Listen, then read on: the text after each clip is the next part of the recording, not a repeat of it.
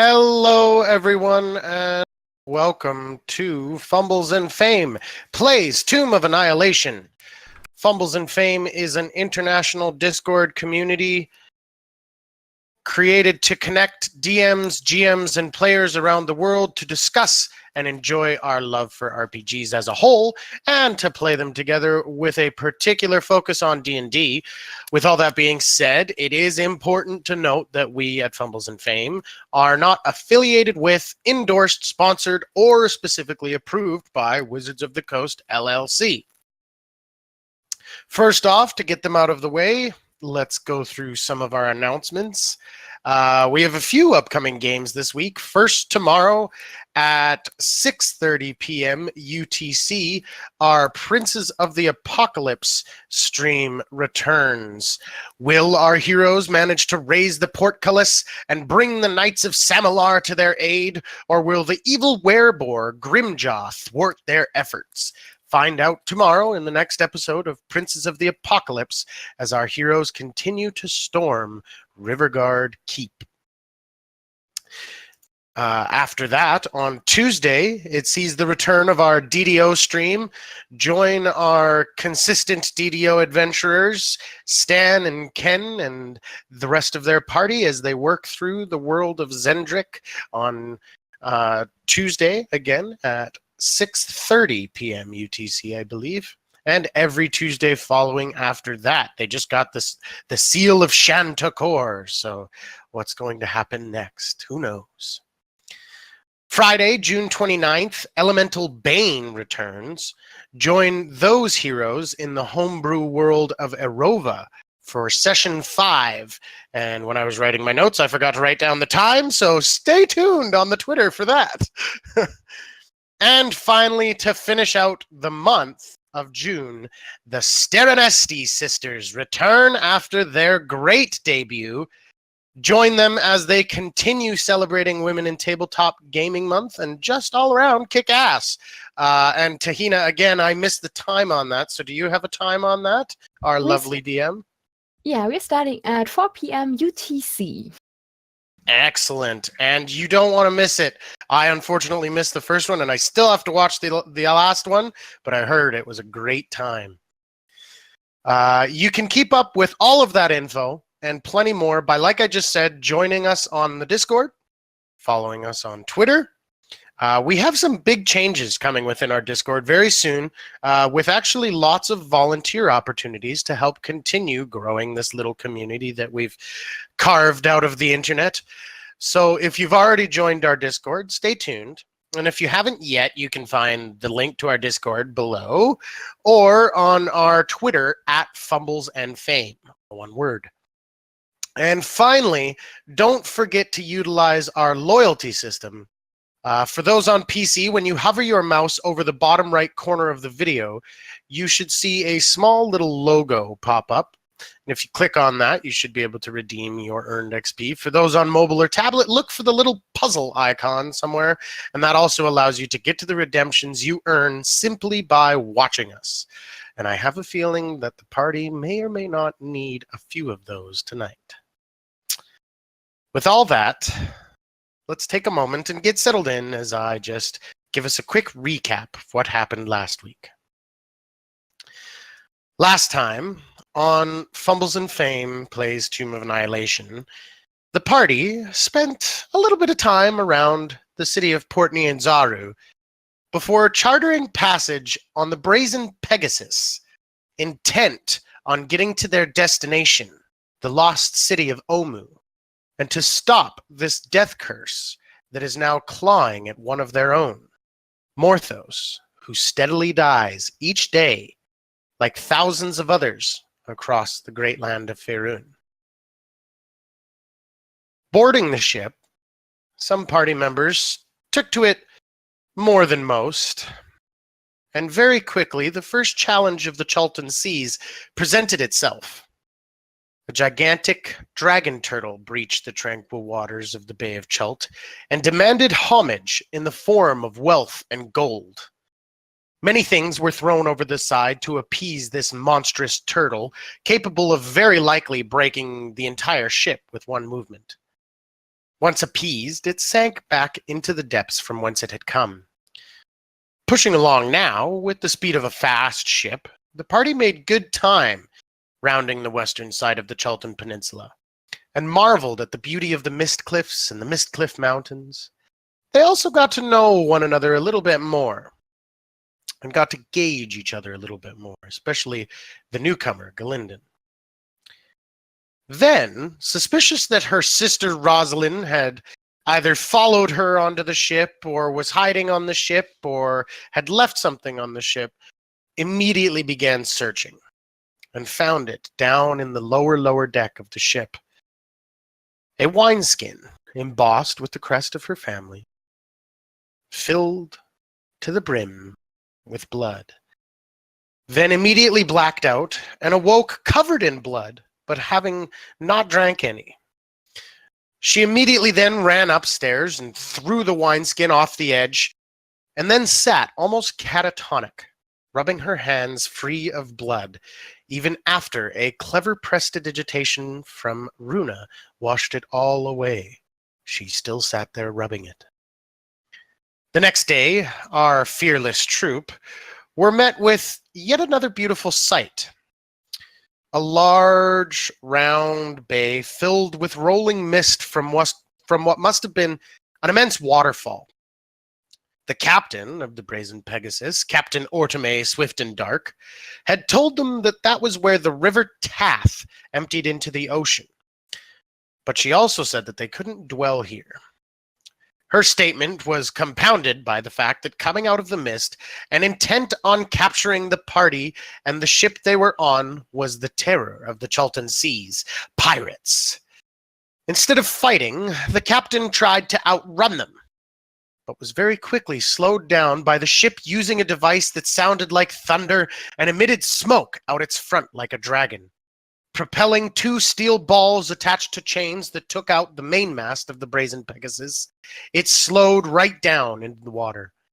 Quickly springing to action, the party helped where they could, taking out some of the pirates, working up beside them on their ship, and working to free the ropes that held the mainmast to the ship like a great anchor in the water. However, as with all things in Chult, just when you think it can't get any worse, it usually does. A tropical storm rolled in and threatened the very existence of everything on the sea. Another unfortunate incident was that Ven, stationing herself next to the ballista crews, watched as a crewmate took a crossbow bolt in the throat, spraying her face with blood that then ran into her mouth. And she couldn't help but slightly enjoy that sweet, sweet taste. And of course, we wouldn't be Chult without nature having yet another stab at the party, as suddenly a tumultuous roar of a rogue wave approaching made the crew and the party members spring into action yet again. Things were turning out, if not Morthos had managed to finish tying the knot to hold the sail back. But alas, he didn't, and the sail caught wind, pulling the ship broadside to the wave, which washed over the ship and crew, launching all into the sea. Fighting armor weights and the sheer exhaustion of the day setting in while treading water, the party lost each other and lost consciousness. They awoke to find that they had been split up. Morthos and Runa awakening on beautiful white beaches and jungle.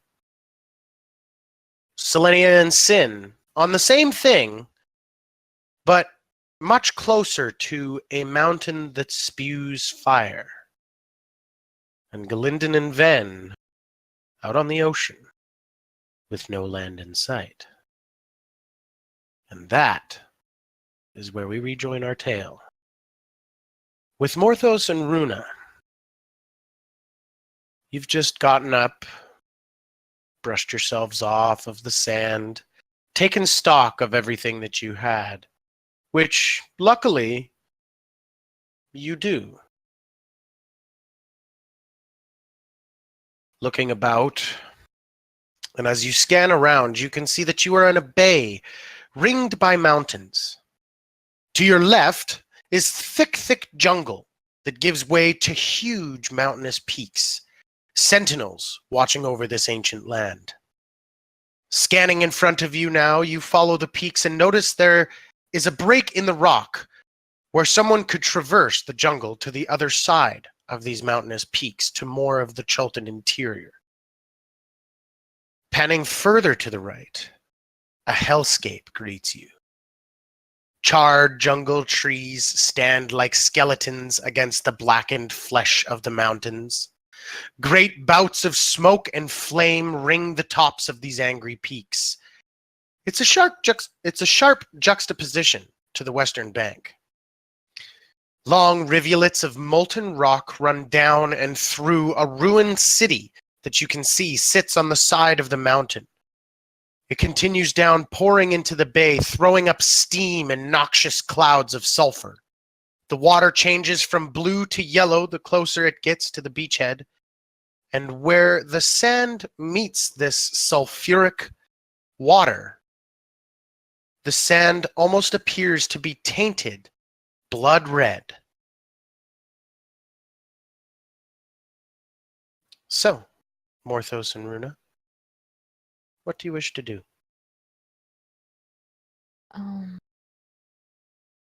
I'm still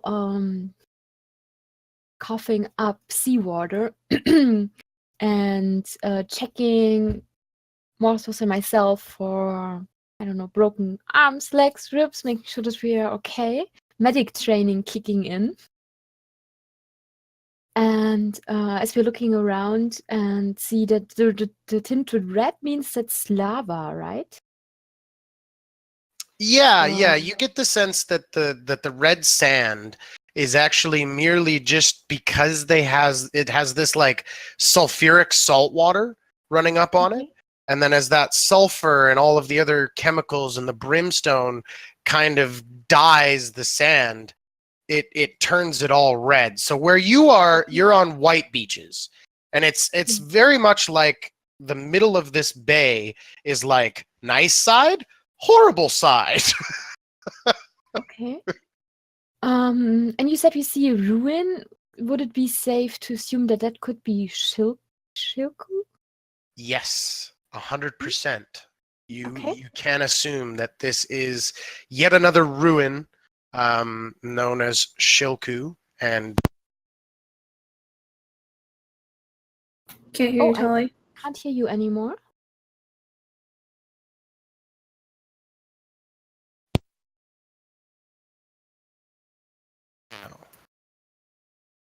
Try again, Tolley? Can you hear me now? Yeah. Oh, yes. Go ahead. Yeah. Okay, sorry everyone. You'll have to bear with us. We're going to run through some tech stuff here as well in a second. The cameras might go a little bit wonky, but let's get back to it. Yeah, you do have the sense that this is Shilku Bay, which is where you had intended to land, albeit in a much nicer way. Yes. Oh, praise Kellamore that you are still alive. Are you okay? I feel okay. As okay Nothing as I broken? could be. Can you Not move that I can tell. Okay. As I said, I check him over to make sure that he's not bleeding and has nothing broken or anything. Should I roll something, or is it obvious that we are both okay? You don't need to roll. I mean, it's pretty obvious that, he needs to kind of cough up a little bit of water still. You kind of brush each other off. You're all soggy and everything. And looking down at your armor, Runa, you actually see that salt water, for as long as you were apparently in it, has actually started to rust your armor. You can see very, very faint signs of the beginnings of rusts, kind of where like the joints are, where it would really kind of wear that metal to be a bare unpolished metal where the rust could get to it. But yeah. Okay. Could I use prestidigitation to clean the armor and get the rust off? Yeah, it is. It is of surface enough that you can just kind of very quickly get that initial starting of rust off, and it looks kind of strange for a second because um, Morthos, you kind of watch as just this kind of reddish mist almost pools off of Runa and out into the air. I'm also drying my hair, getting out all the salt water, and then I look at Motos and give you that quizzic look. You too? I'm good. I kind of prefer the salt in my hair. Okay, as you like. And I look around and say, "Have you seen the others?" No, you're the first one I found since I woken up. We need to find them in some Oh way. yeah, absolutely. We are in the middle of that white sand beach, right? Mm-hmm. I'm wondering, should we move back so we are, or should we stay here to be easy seen, or move back and take cover in case that some of those pirates have been stranding here as well? I mean, I think we should make like some sort of signal fire. That may help, but I mean, you still have your ability to send messages, right? Oh yeah. I did the Beacon of Hope, so I can only do one sending. But let me first check through the bird's eye view to see if Corvin can see anything. And I call my familiar to me. Okay. And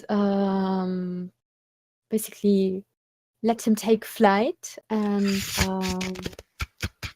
steady myself and then look through his eyes to see if one of our friends can be seen somewhere on the sand or where the lava is. Let him do this big sweep also over the waves to see if there's maybe, I don't know, a piece of wood where someone is clinging to or something. Okay. So Corvin begins to do long sweeping motions over and out across the bay, and it really does strike you as a little bit odd the higher and higher he gets, how very much almost exactly centered in the middle line of this bay that kind of horrible side and good side is. It's almost like somebody has just drawn a line right down it. You can see that the red beaches turn to yellow water that then turns to a little bit of greeny hue that then turns to this beautiful blue turquoise and aquamarine that is kind of where you're standing. He wings overhead and you actually see yourself standing there, and with his perception you can see that the back Mountain. He's diving into the bay. We need to take cover, and soon. No fires. Okay, let's do that.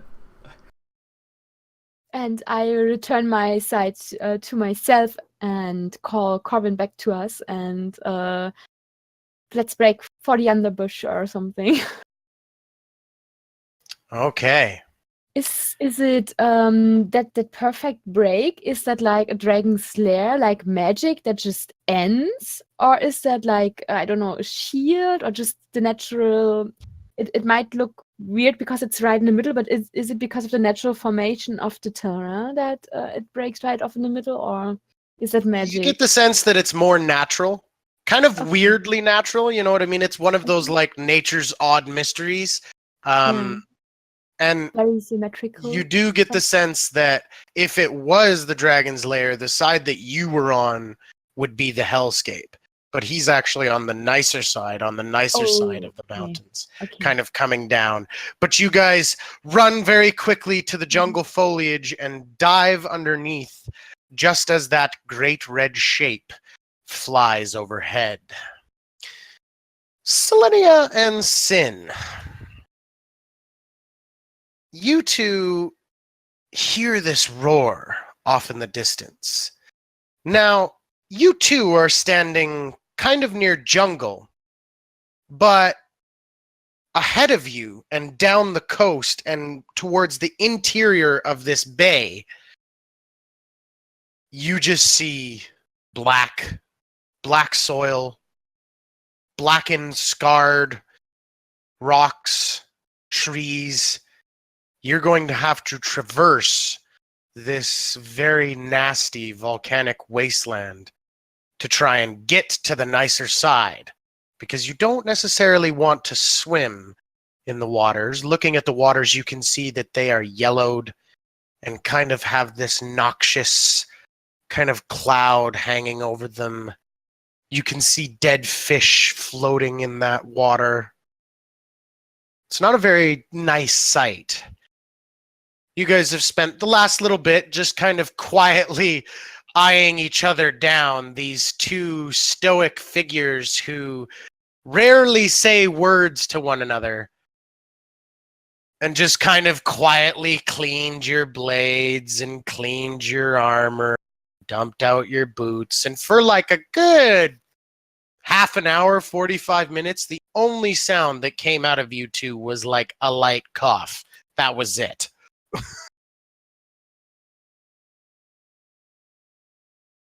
Sim looks around and he says, to break the silence, maybe we should press forward into that very, very dark, scary place. That's probably a good idea. Let me see something. Do you want me to hold your hand? No. Oh, okay. 'Cause it wasn't me that needed to hold your hand, or it was me that needed to hold your hand. I'm very scared. She chuckles just a little bit. I'll just stand very close to you, if that will help you. A little comfort. Did you hear that roar? Yes, I did, and I only have a few things of an idea of what that could be. So I'm gonna go on a limb and say we need to find possibly some cover, because that was ground shaking. Selenia, as you're standing there, you become aware of the beating sun beating down on you. And Sin, you wear nothing on the top, right? Yep. Selenia, you can't help but just slightly notice that in this really, really hot sun, the way that sweat just glistens off of those pecs, and kind of you see a bead of sweat kind of form between the pecs, and you can't help but follow it with your eyes as it trails down and through the nice tight ridges that are his. That's not a 6-pack. Oh, that's an 8-pack. Well, I've never taken this chance to actually look. And you kind of, for a split second, you catch yourself staring, but then very quickly you just kind of. Let's go. Come on. What? Follow me. What were you looking at? I said, let's go. And I head towards the grips his jungle. axe very firmly and says, I don't want to be here. All right. And at that moment, let's all take a moment to cheers our wonderful gloss and gadgets in the chat. Kanpai!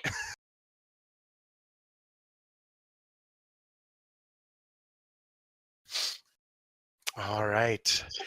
You guys begin picking your way down, and very quickly, just this horrible, horrible smell of rotting eggs with half-cooked eggs. Just, it's just this horrible, horrible, nasty smell that just burns into your nose. It's not even that the smell itself is horrible. It's also just that it's so acrid that it just burns, and your eyes kind of almost begin to water.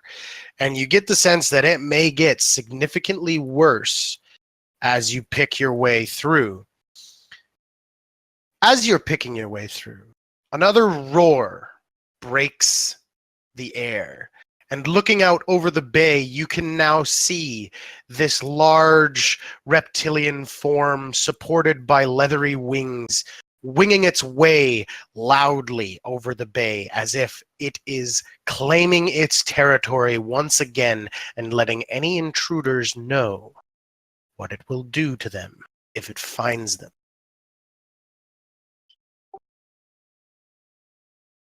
You see that? She points. It's a fucking dragon. I know. I don't know what to do. And it begins to turn and wing its way towards you. All right. Sid just like grabs Slitty's hand and just, we're going. We're doing this. We're thrusting past this shit. I just go. Okay. Hand in hand, Sin and Selenia bound off across the sulfuric beach. Ven and Galinden. You guys have awoken on a part of the ship, broken, charred, taken some damage. You can see scratch marks, couple of blood stains that is still kind of almost washed out, but not really. And like with Selenia and Sin, there has not been a word spoken for like a good hour. Just awkward as shit. Ven's doing everything in her power to like ignore Galinden. Okay. So feet over the side, I would imagine. Kind of dragging in the water. I very much like the picture of Titanic. You know, she's floating on a door, but there's no room for him. Or at least she claims there's no room for him. Exactly. It's got tons of room, but there's no room. Every time he tries to get up, you purposefully move towards so that it, that it rocks it, and you're like, oh my god, no, you can't get up here. It's too dangerous. So Galinden, you've been quietly paddling the raft. How long before we make it to any sort of shore? Yeah, can we see shore at all? Make a perception check, Ven. But I'm poop at that. He's better.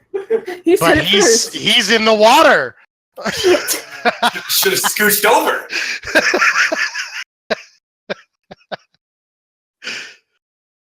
It's a grand total of 12. A grand total of 12. Okay, to the north of you, you can see that there is a rather kind of smoky haze to the north that kind of obscures seeing very distantly across the horizon. To the south, west, and east of you, though, there is no haze. It is just clear and blue as far as the eye can see. Hey, there's smoke over there. Yeah, I can barely see it. It's hard to see things down here. Do you think we should head that way then? I'm looking around here, and all I see is blue. So, It's probably our best bet. okay, I guess I'll push us. Thank you. Okay. And I do that. I push. And you begin pushing northward. Then you're kind of half in your own thoughts, half kind of aware of the situation. And I need you to roll another perception check for me, please. Oh no. Can I pretend to be eaten by a shark so I can scare Ben? I got a 5. A 5. Okay. You don't really see anything. Nope. Galinden, as you're pushing, you become aware of the fact that this is really crystal clear water. Like, you can see quite a lot of it. You can't really see down all the way to the bottom of the ocean, but there is actually a good layer of wildlife that you can make out. Schools of fish swimming along, and everything else.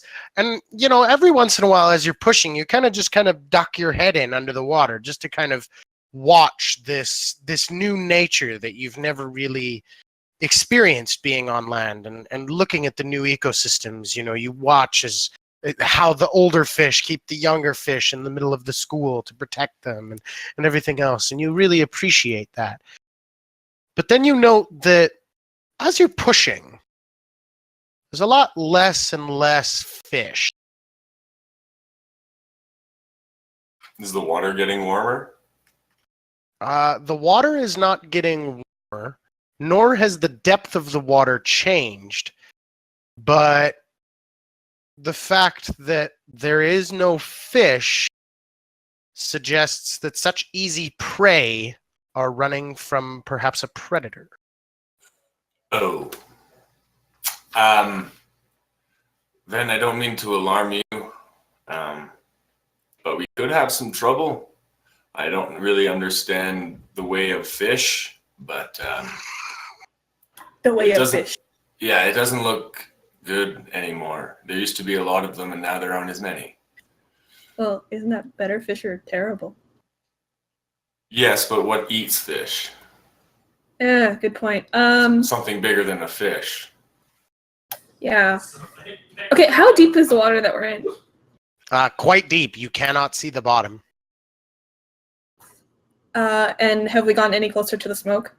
Or Yeah, have we just been like I mean, kicking for like a few minutes? I mean, it's one person kicking one person on a raft. She's got so her I mean- hand in the water, kind of like going like this. Oh yeah, because that helps. She thinks it does. Yeah, you ain't moving very fast. Okay. Well, how big is this piece of ship we're on? Is it very large? Like, It's large enough that both of you could balance on. Yes, but you would. but would we be close? You would definitely be consistently within arm's reach of one another. Yeah. Okay. Well, she's gonna kind of like scoot over and try and keep a balance. Be like, well, get up here, then I guess. All of a sudden, there's room. I don't know what happened. Sure. I'll awkwardly climb up the. Okay. And then The water like- on this weird ship piece. Yeah. and then So I'm it gonna, kind like, of try and rocks paddle. and dips and kind of moves. And as it does, and you guys kind of readjust, and you have to kind of grab onto one another for just a half second, just to kind of, you know, catch one another and make sure either one doesn't fall into the There's water. no grabbing. There's open-handed like bracing. We're patting. Yeah. All right. Fair enough. And you guys kind of brace, and looking about, all of a sudden you become aware of like 5 or 6 fins in the water, sticking out of the water. Totally didn't see that coming. They aren't like aggressively circling you or anything else like that. But you can just see them kind of going up and down and lackadaisically hunting anything else remaining here. They don't seem like intent on eating you like Jaws, but perhaps if Galinden had stayed in the water and was wriggling about like a fish, they might have taken a nibble. So here's the question: did we get a nice, good long rest while floating about in the ocean? No. Yeah, that's what I thought. I would say you probably got about the equivalent of a short rest. That does nothing for me. Okay. Well, what do we do now? How much of our equipment do we still have? You've got all of it. Okay. Well, I had a glaive that I could have used as a paddle, Yeah, but not anymore. but expensive dragon turtles. Yeah, they suck. I have a hand axe that's kind of shovel-like, I guess. There is you do think that you could probably pry up the middle kind of board on this raft, and it would still retain its buoyancy. And, for what it's worth, that could kind of be like the line that neither of you cross. I'll start pulling up that floorboard. Okay, and so then using your hand axe, you get the head of the axe under the board and kind of use the leverage of the other board to step on the haft of the hand axe, and kind of with this horrible like the nail kind of pulls out of the wood, and you kind of have to kind of reef up on it again, and it kind of pops up and everything else, and then you kind of go over onto the other side. Just for the sake of things, roll me a strength check, Galinden. Oh, I'm good at those.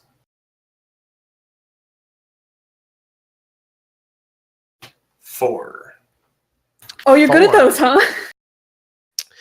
Okay, so you brace yourself, and you've got this really good amount of strength, and you pull, but a little too hard, as the board does come off, but one of those rusty nails comes and just nicks the side of your face. Balls. I didn't take any. No, it was a light enough scratch that it doesn't technically even count as a point of damage. I just do this and I hold it until it stops bleeding.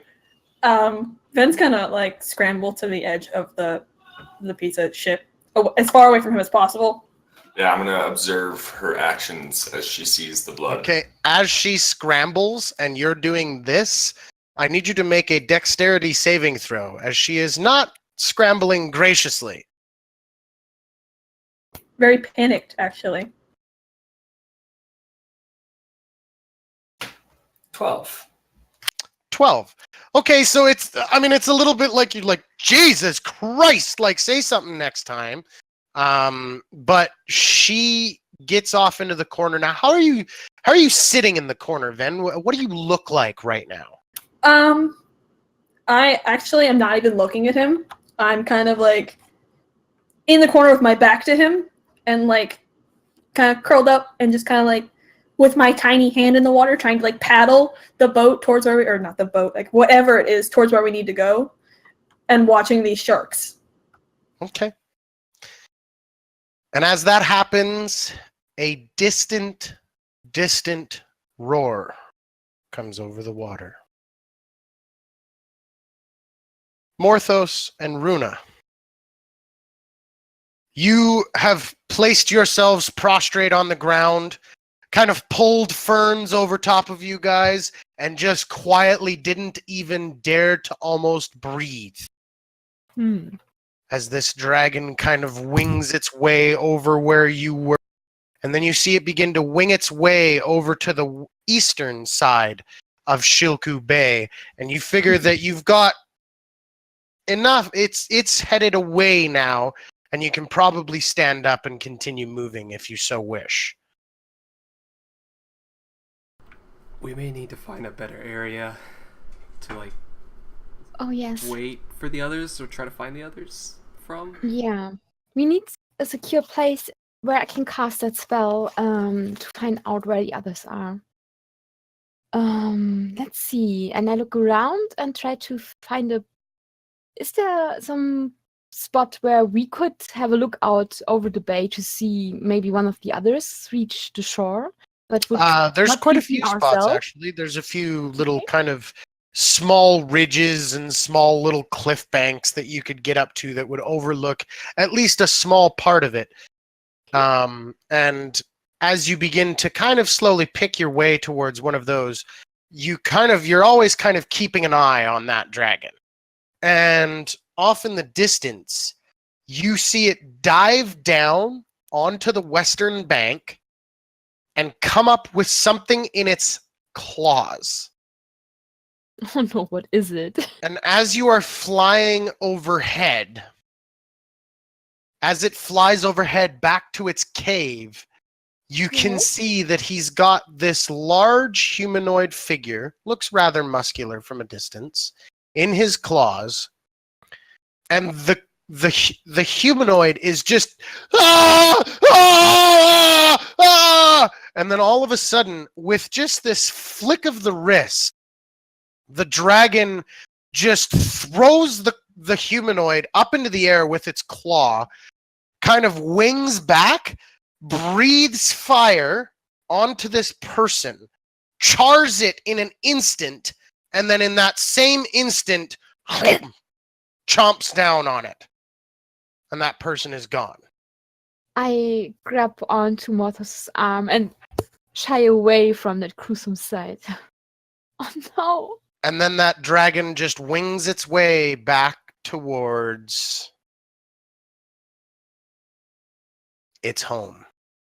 Could I recognize that? Was it too far away to see any details? The only thing that you necessarily saw was a flash of what might have been blonde, yellowy hair. Could be, your first thoughts go to Sin and Selenia right away.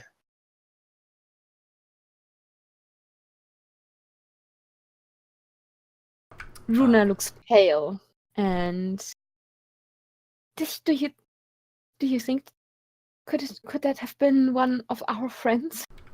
Nope. I certainly hope not. Let's find them so that doesn't happen to them. Yes, find him. Yeah, let's go over there. And I point at that one spot where we might oversee more of the bay and also are not seen ourselves by the dragon. And I have one spell left. I can do one sending, and I will find out. Yes, let's do that. And very distractedly, I make my way through and still hold on to Moth's arm, looking shaken at the idea that this could have been Sin or Selenia. Okay, so you guys pick your way towards this kind of cliff, and you have to find a tough spot, and you begin picking your way up. And Runa, all of a sudden, you become very aware of how uncomfortably hot it is. It has not rained. It's hot. And climbing in cliffs doesn't help anything. It's just, you are just swimming in your own armor, in your own sweat. It is just gross and uncomfortable, and even the joints are starting to kind of almost lock up from the amount of humidity and heat that is swelling the metal in the joints of the armor. And you're kind of picking your way up, and it's a little bit hard. And Morthos, you're kind of watching Runa, this very kind of steadfast cleric that has never really needed help, maybe needs a hand getting up now. Yeah. Morthos will say, Runa, do you need help? Like, you look like you're having a hard time right now. Is it me, or is it even hotter inside? All of a sudden. I mean, I'm a tiefling. I don't notice the heat too much. So. And yeah, to that fact, Runa, looking out from under your chainmail cowl, and looking at him, your hair pressed flat. I mean, he's barely breaking a sweat.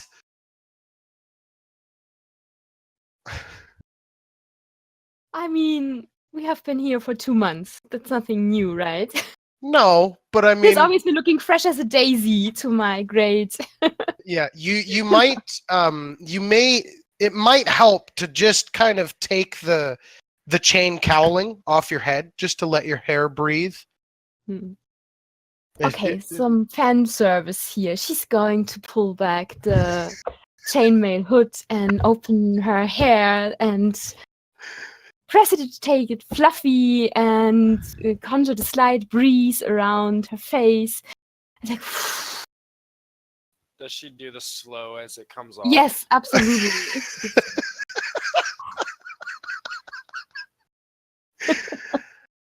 All right, all right. So I Morthos, expect redemptions for that, viewers. you see a bunch of beautiful brown hair come out from under that chainmail. You see Runa take on this look of kind of the softer side of her. You become more aware that underneath that hardened, badass warrior who you've seen cleave dinosaurs in two with her spiritual weapon and everything else, you see her as just a strong, beautiful woman. Just in her mid-20s with her long raven black locks floating Good birthing hips. hips. See, it's not just me, chat. Don't just blame me. This was all of us. It's called cooperative storytelling. That's what they call it nowadays. All right. It's cooperative something. But anyways, you guys helping one another, you get up to the top of this cliffside. And looking out, Runa taking off the chainmail did indeed help. You do cool off a little bit. Looking around, you can see that there's not much to be seen. And this bay is huge. Like, it's quite massive from one side to the other. From one side to the other, you're probably looking at about 20, 30 miles across. So it's really hard to necessarily see the other side. But for a split second, just a flash, just a quick flash of light blinds both of you. It's like when the sun reflects off of a really shiny surface for just a half second. It's that blinding light that gets you. Okay. Selenia and Sin. Sorry. Selenia and Sin, you guys were running from this dragon, huffing and blowing and leaping over tree trunks, hands clasped, but, firmly clasped, no interlocking of fingers, just simply ensuring one another does not trip. And you run along, and all of a sudden that dragon dives. Seems to dive right at you. What do you do? I tackle Sin down to the ground. Okay, so Sin, all of a sudden the wind is blown right out of you as Selenia's lithe but sturdy form falls on top of you, pushing you into the sand. She just tells you to be quiet and puts her head right next to yours. Those wings whoosh overhead, and you kind of both look up at this moment. And you look up and you look out and you see the dragon grab something and pulls it up, and you watch the same sight that Runa and Morthos just watched. This muscular figure thrown up, crisped, and eaten in an instant by this great creature. And it wings its way off to the northwest, away from you. And then, Selenia, you realize you're still on top of Sin. She looks down and it's like, oh, sorry. And gets up very awkwardly. Oh, it was totally fine.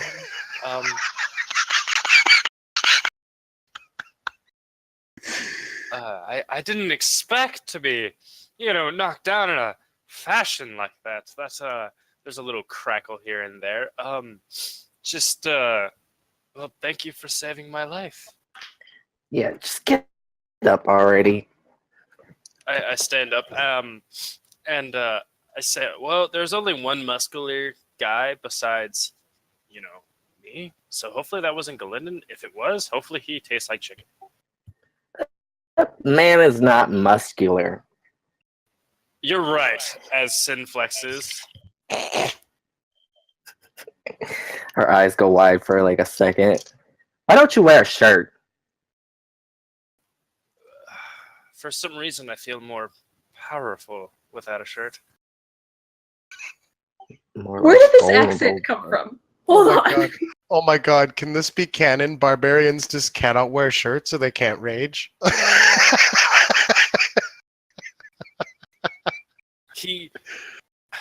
Sin's like showing off, alright? He's mating calling. Oh Jesus.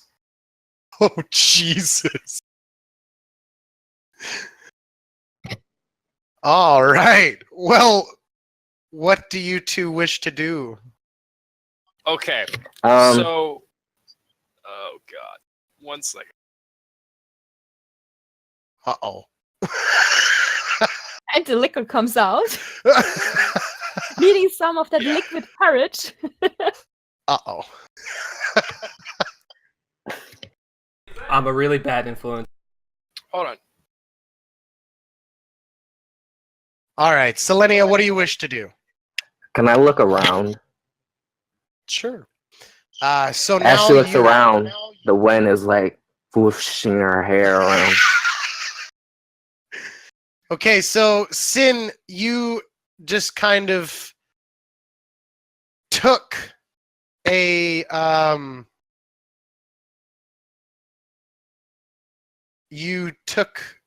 swig out of your wineskin, and as you take this swig, you look back, and Selenia has kind of gotten herself up on an outcropping and kind of spear in hand holds it, and you can see that armor fits kind of tight.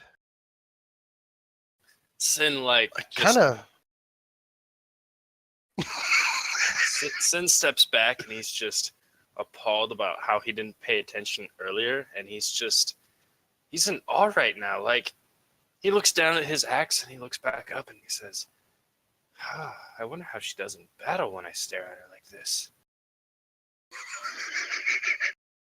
I wonder if that hair just flows in the wind as she strikes down that mighty weapon of hers. Selenia, looking about, the pin that you had, that you got from Sin, who got from, apparently, Lord Rayburton. You kind of had it pinned up, I would imagine, proudly displaying it for all to see. And as you kind of shift and turn back to talk to Sin, who very, very quickly turns away and just kind of turns away awkwardly. For a split second, that the sun catches that symbol and just reflects it all the way across to the other side of the bank. And you think, well, if anybody's there, they would have seen that. Do I see any like direction of a way to go? Maybe. You could continue down the coast. You do guess that there is going to be a point where you're going to have to cross this molten rock, this lava. How you're going to cross that is entirely up to you. But there is a relatively safe path along the coast where you would perhaps maybe get to the center and maybe take stock, because you can see that the waves of this bay are driving everything towards the center of this kind of cutout, this bay of Shilku. And so you imagine if anything is going to get washed up there or driven up there by regular ocean currents, it's going to be in the center of this beach. So you're going to have to get to the center there. Sin, I think we should head that way. And she points. I think our friends might be heading or washed ashore over there.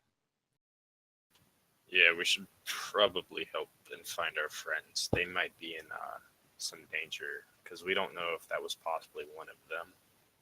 So we should probably rush and get back to our friends.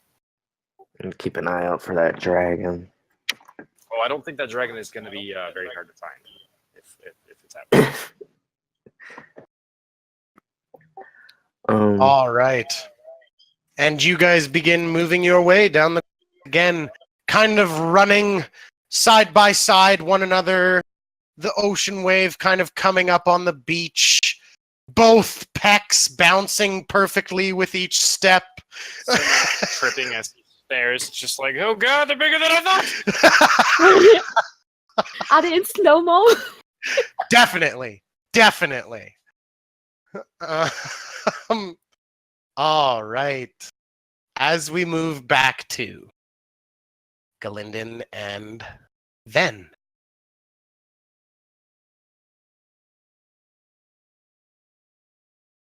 So we just heard a dragon roar?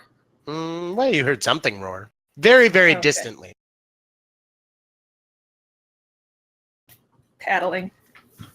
Perhaps we don't head towards that area. If Well- we can, I'll try and steer us away from that. Where do we go then?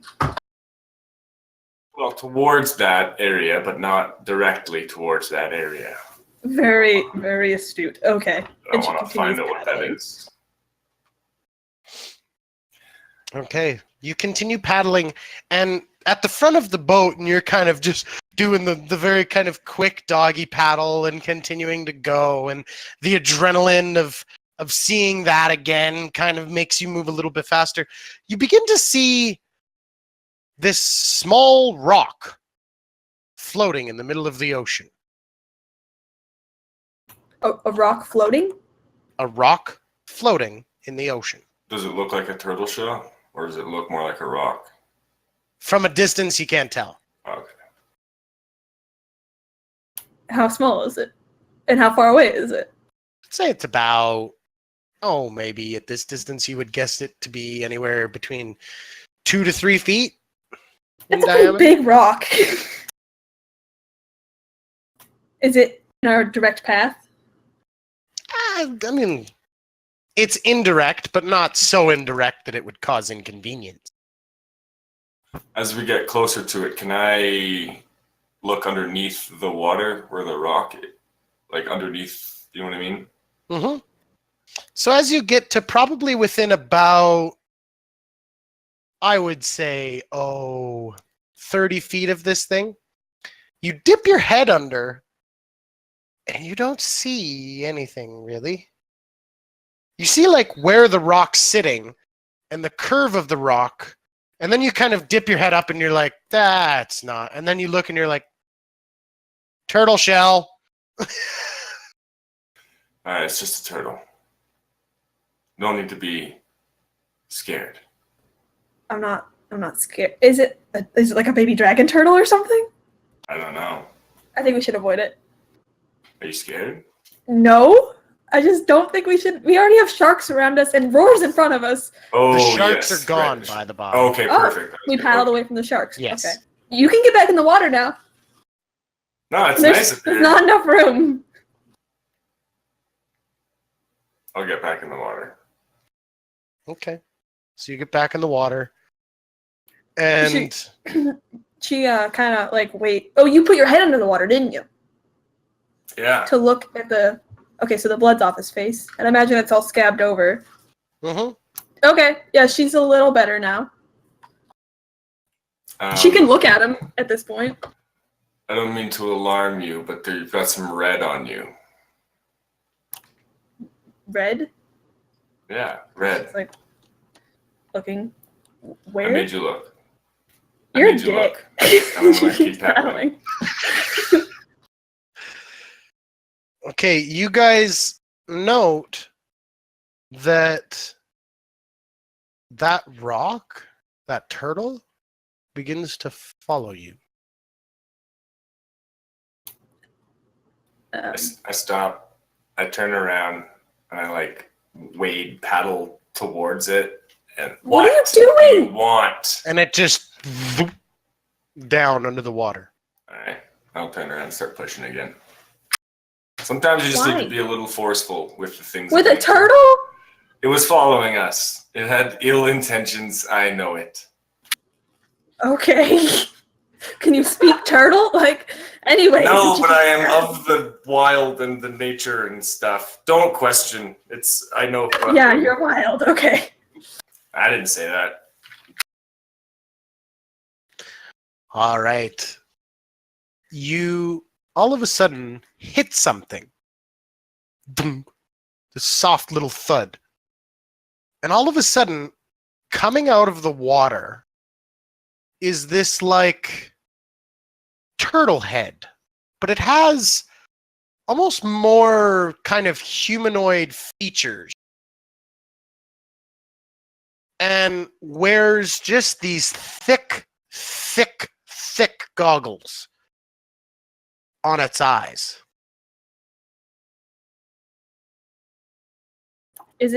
Where is it? Is it in front of?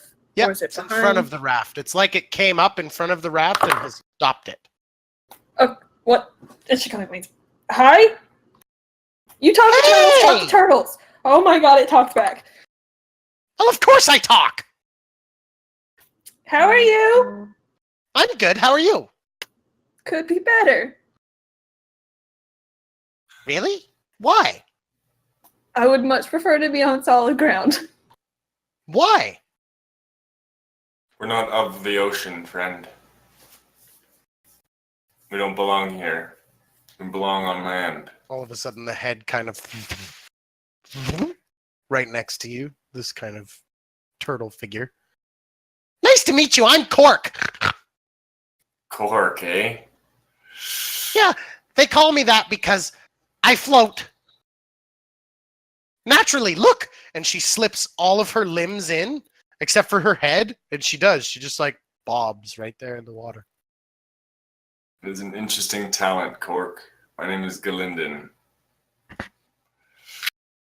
Nice to meet you, Galinden. Gal. Gal's fine. Nice to meet you, gal. Hi, Cork. Where did you come from? Oh, I'm Ven. And she like reaches out a hand to shake out of like habit.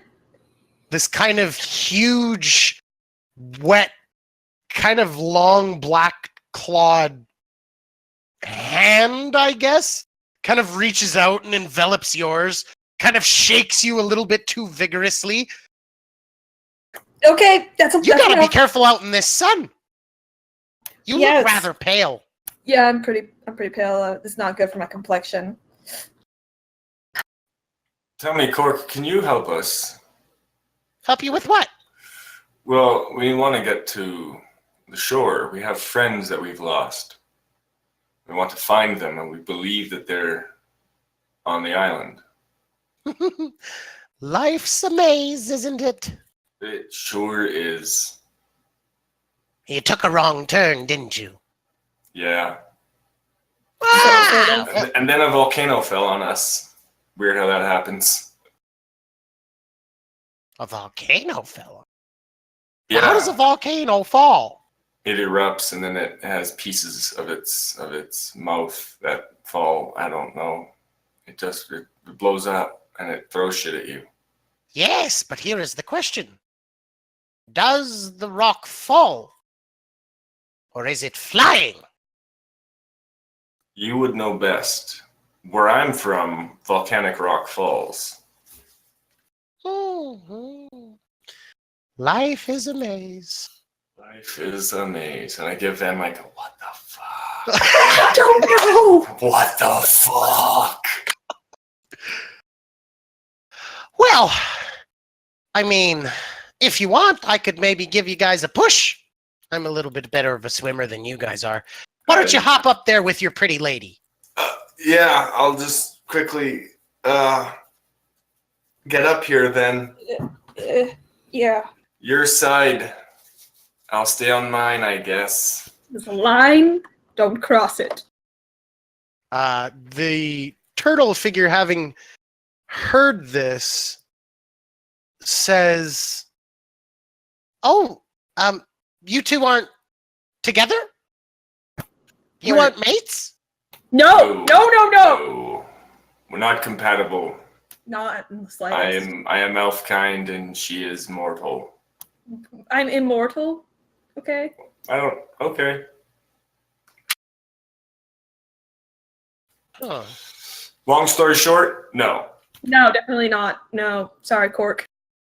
But you two look so cute together. No, you two look cute together. Why don't you guys? If I could really honestly tell you, I bet you if I had a wine skin full of wine, I could tell you all the reasons. But we don't. Oh shit, do I have the alchemy jug still? You see this turtle figure fold the arms onto like the raft and just put her chin down on her arms, and you see the legs begin to kind of flit out and slowly putter you away, and she just says, "I've got time." I still have the alchemy jug, don't I? As we move to Morthos and Runa. Perfect. That was so cute. All right, so you have just been kind of blinded by this light. Blinded by the light. Sorry, I had to. And you don't know what it could be necessarily, but something, maybe. Oh, did you see that? Maybe one of the others is trying to signal us? Yeah, maybe they might have seen us. So, should we try making our way to them? Let's take a look around. Is this here a safe space? Would it be easier to get them to us, where they would be safe? Or should we go over to them? Because that looked like it was from the direction where all that lava is pouring out into the ocean.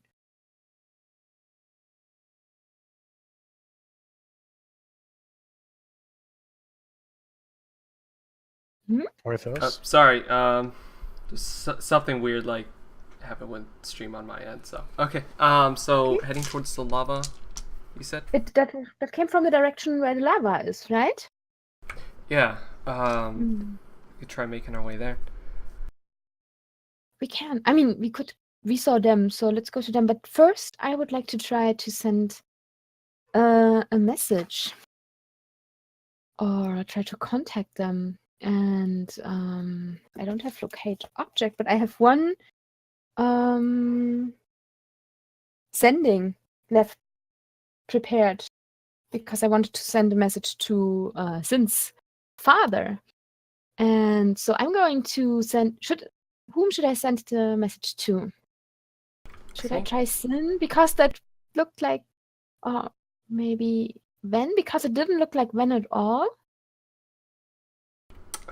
I don't think we need to send it to Ven. I'm sure she can handle herself, but maybe Sin. He's a soft soul. Let's just make sure he's okay. Okay. Okay, I'm going to grab my holy symbol and recite the prayer. And then I say, Sin, this is Runa. Mortus is with me. We are both well. Where are you? All right. You can respond. You can respond, Sin. You get this kind of message in your head. You recognize the voice. It is Runa. Mm-hmm. Very, very clearly Runa. The soft-spoken words of your friend kind of reach out to you, and you become aware, and you remember actually her telling you on the boat that she has this capability, that she is able to do this. And you also remember that you can respond. Now, mechanically speaking, you can respond in 25 words or less. So we ran. I don't know why I forgot. We ran to the beach, right? You're currently running across the beach, yeah, towards the kind of river of lava pouring into the ocean. Sin sees lava. We're on beach. We don't know where we're at. We're very scared. And I think I may have gotten affection. What? What? I think he said, I may have gotten affection. Oh. Oh, So, interestingly enough, Runa, you get this message, and it's we, but you don't know who's we. hmm. Hey, Mortis, if you think about our party, and if you'd say that Sin liked someone of us, who would that be? If he just responded to me with we and affection. Also, they are somewhere on this beach, I guess, because he can see lava. So he had at least one other person with him. And he used the word affection. Okay. And I sound ridiculously excited about that, given this circumstance. Well, if it's lava, then they're probably on the other side. So they're probably heading towards And we us. That saw was a the light flash. that had to be them. Yeah. So someone who wears bright armor like that could be Selenia. So it might be with Selenia. You think Sin and Selenia? Yeah, it would have to be. They would be so cute together, wouldn't they? I guess. And they're both big and strapping and blonde. Oh dear. And she's so Porthos pretty. is kind of like They have just such like, big okay, faces. Runa, and it's just like sweeping his hair back. Anyway, we should probably make our way there, see if we can meet up with them, and no. Wait a second, but if he says they're starting to tell something about affection, we should give them... No, you're right, we should go there, of course. Duty. I wonder where Ben and Gallinen are then, if Sin and Selenia are together. And I take a look over the bay with my eagle eyes to see if I see some other flash or of light or Ben's red hair or something. Okay, roll a perception check. Oh yeah. Also, And I you will don't. have advantage thanks Yeah. to Gloss and Gadgets. Thank you, Leonie. Oh, I needed it because I rolled a nat 1 and a 16, so that is It's like 20 something. 24 on perception. Jesus. I peer through the weaves of reality to Okay, find so friends. there are a few dolphins swimming and kind of frolicking on the edge of the bay. And just off in the horizon, you see a dot, like a little black dot of something. You have no idea what it is. There is a little black dot out there on the waves. I cannot really see what it is, but there is something. Maybe they have not. I don't know. It could be someone, I guess. It could be. I don't want to do something stupid because of this dragon flying about, so I'll wait. Yes. Is there a way that we could work through the bushes towards the other side of the island and keep an eye out for Sin and maybe Selenia? Yeah, you guys could like pick your way around the edge of the bay. You guys have your map in which you can see Shilku. So you guys can see that like how the western side and the eastern side work together. And you figure maybe if you guys meet in the middle, that might be a good place to be. And so you begin to pick your way down towards there yet again. Sin and Selenia. You arrive at this river of lava. You can feel the heat coming off of it. You can see that it just consistently carves its way down the landscape and into the water, next to which you can tell that this is the source of that noxious sulfuric smell. And the only way to cross this would either be to go swimming, which could be potentially hazardous, or try and jump or work your way across somehow.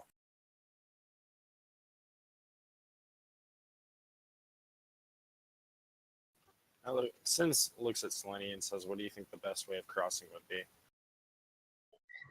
What is the best way for you to cross? I can Jumping. fly, remember? I can jump. It is probably about 20 feet across. It's a good thing It's that I've a got 40 speed. wide river of lava.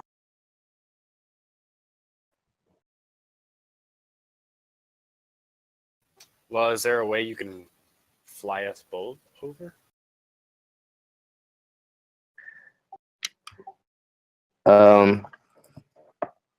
Now that she looks at it, she's like, I'm not gonna be able to fly over this. Okay. It's too wide. I could attempt jumping with both of us. You should be able to fly, Daniel, if you still have your radiant soul, because it lasts for a minute. Oh, I was thinking Yeah, it's too so wide. if you gain Okay. if you gain a flying speed of 30 feet for 1 minute, you'll get over it. Okay. If you have it. I do. Sin, you are planning to jump. Oh yeah. Okay. Just so we can make sure we're accurate, what's your strength score, Skin? Skin. Skin? Skin. Yeah. Whole lot of skin, flesh, all that has been used today. Mm-hmm. 20. And how tall are you? I am 6'7". Oh, yeah. The running start. You got this thing easy. Want to have a little race? Are you just gonna let him jump across a river of lava? Oh god, I'm not there. No, I'm not. I'm gonna cast Radiant Soul. Okay, so Sin, you watch as all of a sudden sprouting forth from what you now appreciate as somebody more than just a warrior, but somebody strikingly beautiful. You see these beautiful wings made of golden light erupt from her body. And for a split second, Sin, you're like, Valkyrie, as she kind of wings up into the air. Talos And- approves. She's gonna reach out her hand. Take my hand. First, do you have a mate? What? Do you have anybody to go home to? Just take my hand already. Gladly. Oh dear. All right. So you grab onto Sin's hand. Mm-hmm. Do I need to make a Okay, roll yeah, you or need to anything? make a strength check, please. Can I give it not You will have advantage on this, Selenia, thanks to Gloss and Gadgets.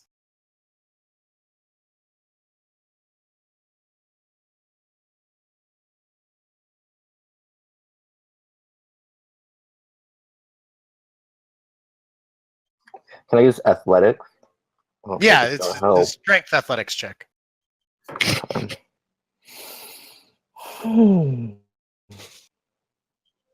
That's a 12. A 12 at advantage.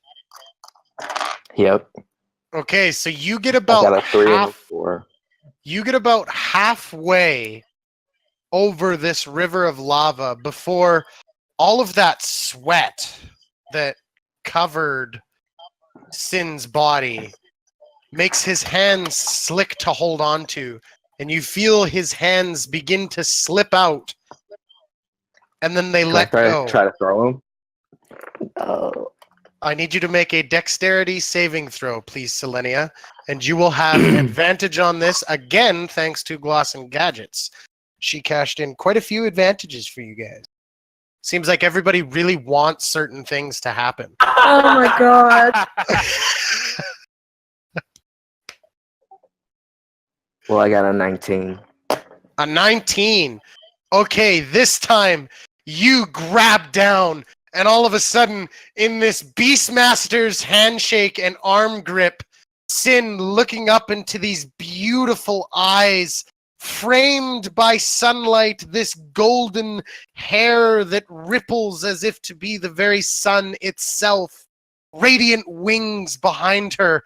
This Valkyrie carries you from certain death to the other side of this river of lava and sets you down and just kind of gives you this look like, I got you. You're my angel. My guardian angel of war. We make it across, right? So I can set him down. Yep, yep. I set him down all nice and slow and land next to him. Ooh. Are you okay? So much better now. So much. You had me going there. I thought I was going to be burned to a crisp, but you saved my life. I got your back. Remember that. Yeah, And she that- pats you on the arm. And I release my radiant soul. The wings dissipate. And this kind of glitter of radiant ash that just kind of twinkles away into the afternoon light.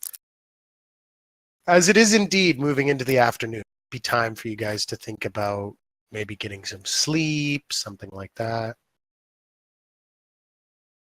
I look at Selene and I say, in the time of finding our friends, we should probably, 1, get some rest, and 2, I'll make us some fine dinner. Okay. Sleep. She's like, yeah, sounds good. Let's Sen, find a spot to camp. Sen or goes sit. and looks for food too. Okay. So you guys begin to set up camp. Runa and Morthos, you would probably think the same thing. And as we move into the evening, with the sun setting across the beautiful blue tranquil waters, pushed by the power of turtle feet, Ven and Galinden, you are getting closer now, and throughout the remainder of the afternoon and everything else of very awkwardly, just these kind of sharp jibes back and forth of kind of, stay on your side and, are you hungry? Yes. And, one of you kind of grabs whatever the other one has, eats it unrelentingly and everything else. You're being pushed along and everything's going really well. And Galinden, yeah, it's been kind of silent and everything. So what you'd like to talk to? So, this is going to sound like a really weird and random question, but since we're being pulled by this strange creature who we've come to find, is it called a turtle? Yeah. You would have asked her in the afternoon or whatever, and Cork tells you that she is a turtle. I need help, and I think you're the one who can help me. I need you, well, I would like, actually, if you could tell me what it was like growing up with a vampire as your father. How so? How- What do you mean growing up? And How why- much like the stories of vampires was your dad? Oh, I don't know if I'm supposed to tell you things like that. It's a long paddle. Cure my boredom. Why do you need to know? Because I'm having a very difficult time trying to figure out what the hell you are. Well, I guess I should start with the fact that I didn't just have a vampire as a dad. I had vampires all around me. The only humans around me were servants and townspeople. Right. Slaves? Or did No. you pay them? They were servants. They got paid. All right. And I didn't eat them. Not the servants, at least. Right. But your family? No. We never ever fed on the servants. That was a big rule in the house. We don't do that. I mean, if you eat the help, you don't have help anymore. Can I make an insight check? Sure. Go ahead.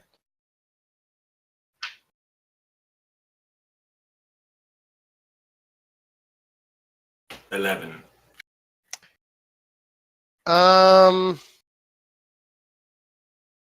She is dodging things. She is not necessarily being, she's only giving you the bare minimum to satisfy your question. But as for whether she is actually telling the truth about eating her people and eating those that served her, and whether those servants were paid or were slaves, she's telling the truth. They were paid. She never ate them. Was I also there when you mentioned your dad was like on the move? I can't remember if Glyndon was around for. I can't remember either. Let's just say he wasn't. You remember when we were at Oralunga? Before we met up with that Naga? Yeah. On the last flight of stairs, did you see or hear anything?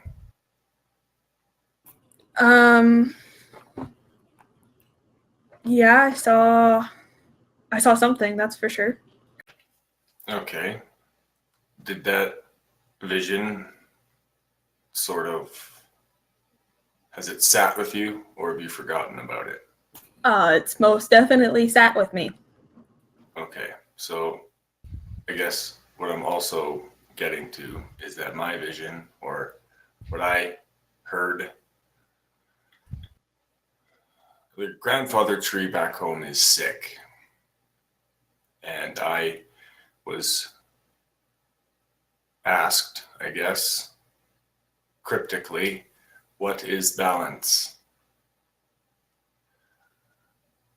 There's the natural side of everything. There's the natural ebb and flow of the magic in the world, whether it be arcane or divine. There is the magic of the wild. There is all things nature, a balance of civilization and the wildlands. I'm having a very difficult time trying to figure out where you are in that spectrum. Well, balance applies to all things. I mean, good, evil, dead, alive, undead, alive. I care less about good and evil. And make no mistake, undeath is very unnatural and very against the natural flow of everything. It exists, does it not? Yeah, by a perversion of necrotic magic. But it exists. So is that not part of nature in itself? No. We have to agree to disagree on that. I understand that. I've been, for the last 70-ish years, fighting against what exactly you think is natural. The High Forest had many undead things in it, and they all came from would-be powerful necromancers, or maybe even vampires. I never got that far into it. I just killed the things that were dead before. But I understand your bias, perhaps, towards undead, as it is your father, and I can understand how strong family ties or familial allegiances go. But know that when I look at you, it's nothing more than trying to figure out what you are. So I'm just like a specimen, like a study specimen. I'm not a person. Well, I think you are, right? I certainly feel like a person, yeah. You come from the union of a vampire and a mortal, human. See, that's where the line of where's balance. What is balance? You're in the middle of it all. You're in the middle of a natural world and an unnatural one. Yeah, I feel kind of balanced in that way. Most of the time. You guys become aware as you're talking, and you can continue talking if you wish, but the turtle is humming something to herself. And what about your sister? Oh, she's a monster. Right, so she's kill on sight then. No. Because she's a unnatural perversion of nature. No. But she's definitely a monster. Is she a vampire? Maybe. Like a full-fledged vampire, like your father. Yeah. But she's new. She doesn't understand. Well, she'll understand quickly if she comes anywhere near me or any of the other Emerald Enclave folk. Well, let's Or hope the that doesn't Harpers. happen. I honestly hope it does, because there's nothing I can do that can kill a vampire. Good. Yeah. We'll see. Okay. What are you humming? What is that humming? What's Stop that. happening? It's annoying as hell. What's happening?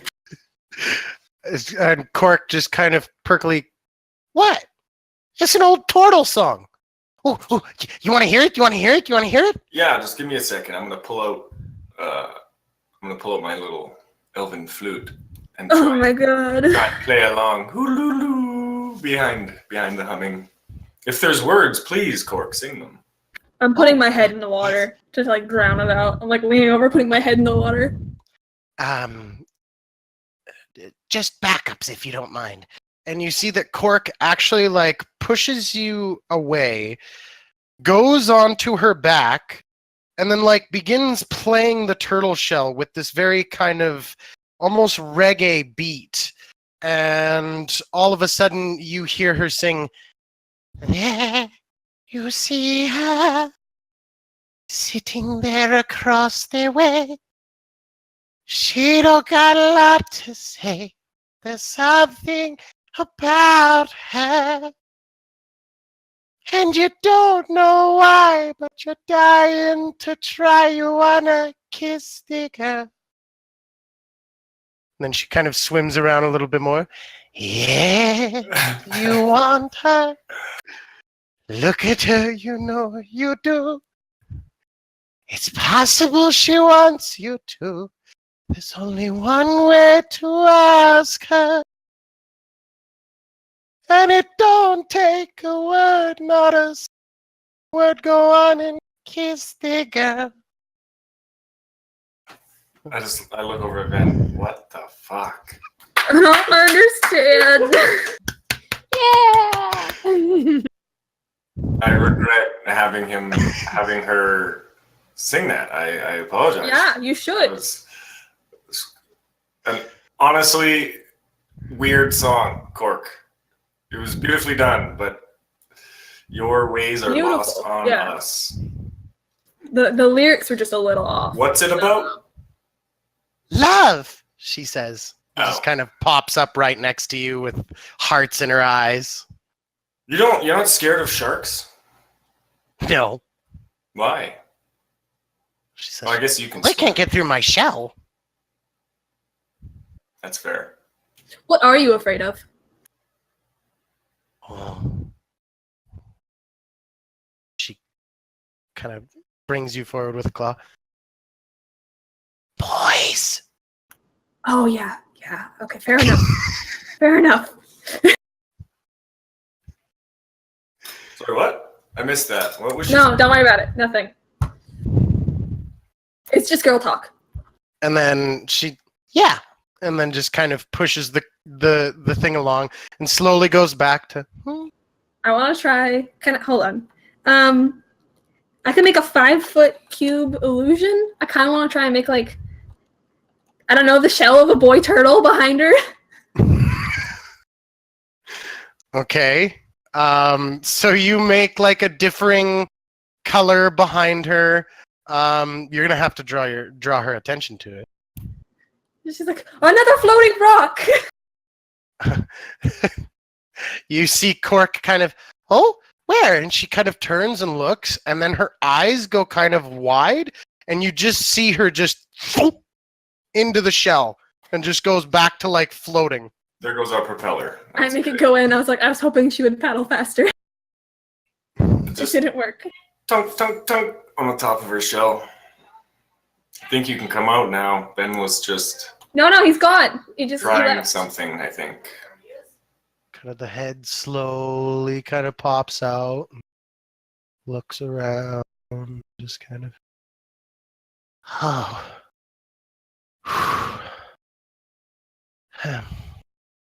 Okay.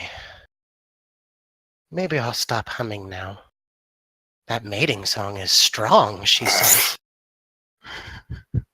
Yeah, it must have been your silvery pipes luring, looking at Ben, other tort holes close to you.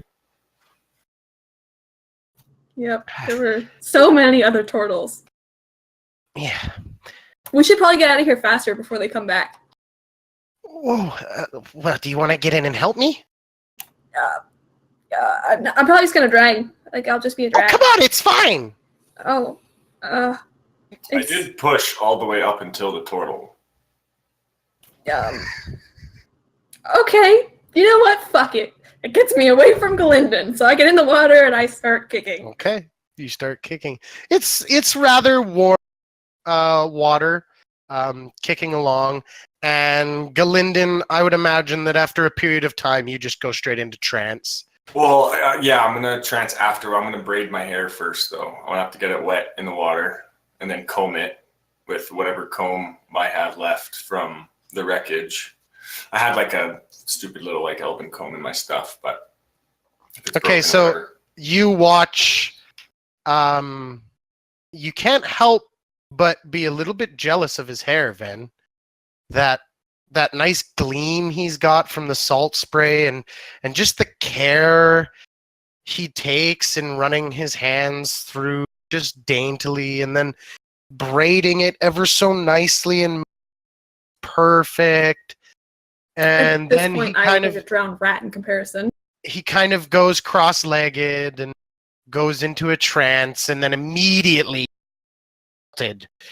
with every angle of girl talk. So, what do you think? Isn't he cute? I kind of like him. He's really cute. And that thing with his hair, how do you stand it? Makes me hot in the shell. Too much information. Yeah, that's all on you, girl. Nothing. I'm good. I'm good. I'm super asexual. I don't need anyone.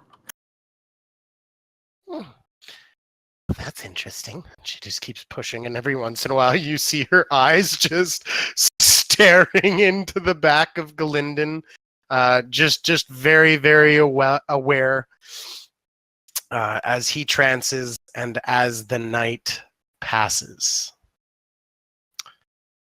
The next morning, Morthos and Runa.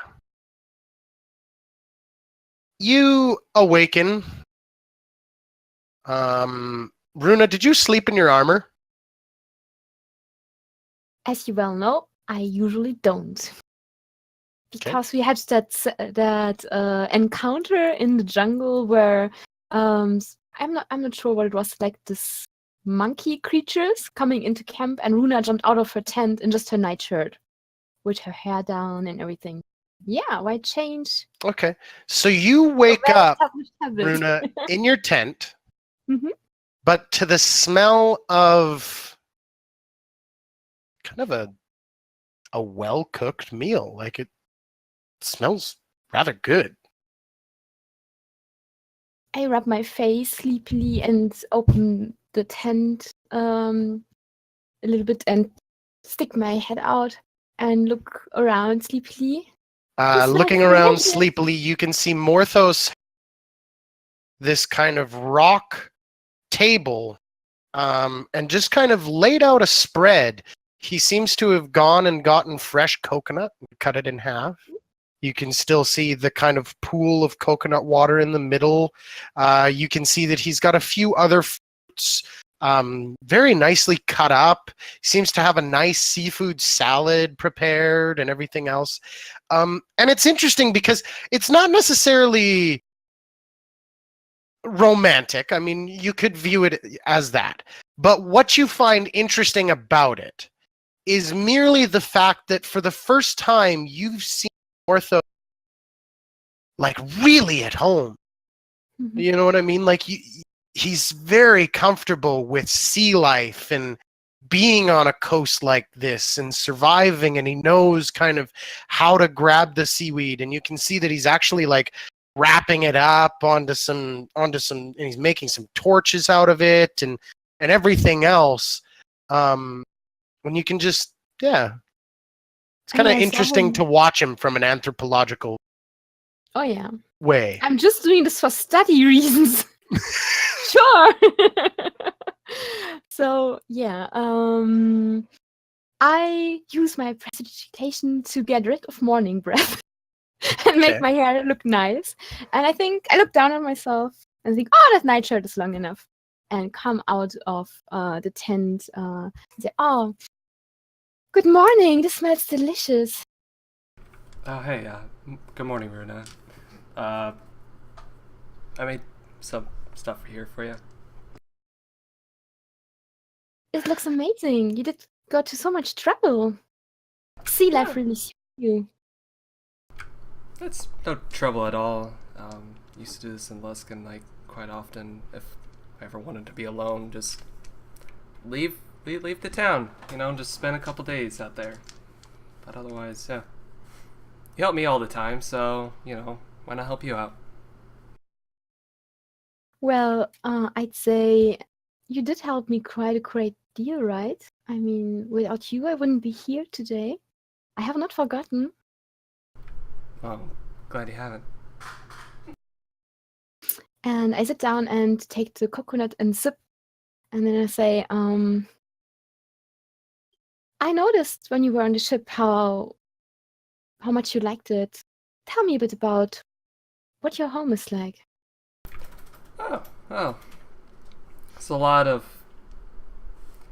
suffering, I guess, in some ways. Like, if you're not able to work on a ship, you're not going to make it in life at all. So life is kind of hard sometimes. That's where all the money was. If you weren't a captain, then you were a crewmate. And if you weren't a crewmate, you were some street life. And if you weren't either of those, you were part of the Arcane Brotherhood, and that's where I fell. But even outside of the Brotherhood, I worked on ships in my free time. I worked as a deckhand quite often. If I wasn't doing any of that, I was training with my good friend Rilad, who taught me everything I know right now. He taught you magic? No, What did he teach you the shipping? magic kind of Well, happened on its own. Since I awakened with this tattoo on my hand. Grandma was the one that helped a little bit, along with Grandmaster Kashan, but no, Rilad was the one who taught me everything about fighting. How to work, how to fight, how to live. He I owe taught you well. so much to him. He taught you well. I saw you. Did the summoning of your weapon, that came later, right? Or did you know that you would be one day able to do that? I've had dreams of being able to do certain things, so some of this starts to feel natural, whereas other times it doesn't feel natural whatsoever. Does your heritage bother you, or have you been... Were others bothered by it? I have seen some ugly things in Waterdeep when I learned there. Well, I mean, are you speaking of us being a tiefling, or? Oh yes. No. I feel Luskan, it's very fair. Like, if you're not able to make it, you're not able to make it. Like, so, my parents, they were both accepted into the Brotherhood because they were arcane masters in their own right. And I've always just grown up with the Brotherhood. They've accepted me as one of their own, even though I couldn't master the arcane in any shape, way, or form. So I focused on my studies with history and writing.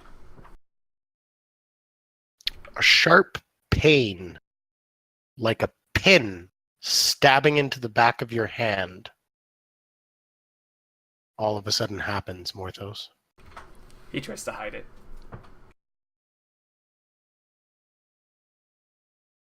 Runa, roll a perception check. Shouldn't even bother. Why hide it? Can't hide. Can I roll anything. deception then? Yeah, sure. Please try. That's a 23. I rolled right a there. natural 1. Okay, so very unobviously disappear from the table. The neck kind of tighten, the muscles kind of tighten as you see him just kind of clench it out. And it leaves very quickly, more. So it does leave very quickly. And so after a second, Runa, you do notice that he does ease and everything else is fine. But I lean forward and look at you very concerned. Like, what was that? It's my hand. It's okay. Don't worry about it. Didn't look like it was okay. and you also Is it- feel is it yourself spreading? just a little weaker as another hit point gets knocked off today. And by the way, for all of the viewers just tuning in, if you don't know what's happening to our dear Morthos, it is because he is afflicted with the death curse.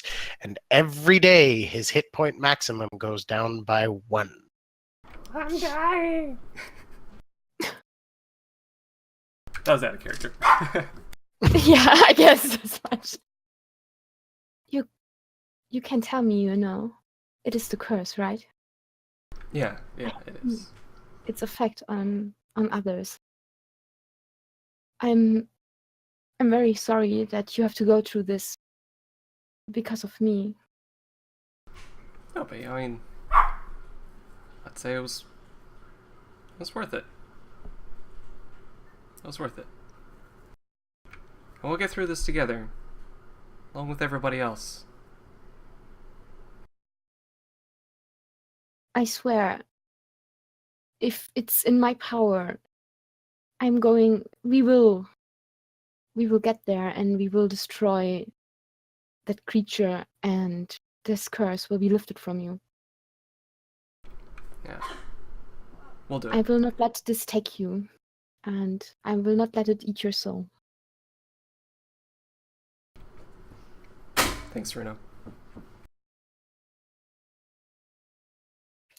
I get the feeling, Runa, that you have the natural insight to know that Morthos doesn't entirely Doesn't entirely what? believe that you are going to lift the curse and that he will survive this. I mean, you can correct me if I'm wrong, Will, but the way you said it. No, I mean, like, out of character right now. So, yeah, so in a way, he's expecting to die. Like, he feels like he knows he's gonna die. Like, that's his mindset.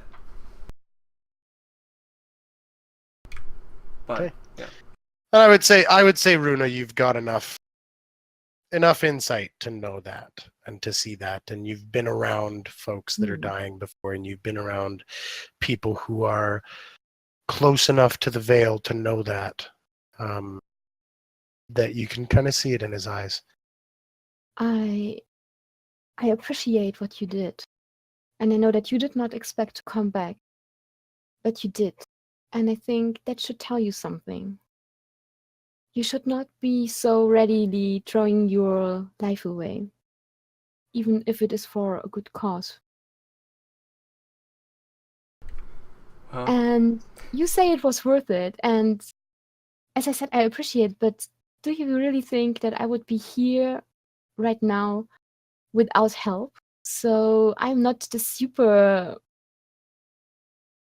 woman or whatever. I'm here by the grace of Holy Kalimwar and the gifts he's given to me, but there are so many things that I cannot do, and I can't do this alone, so I can't have you just jump into the void.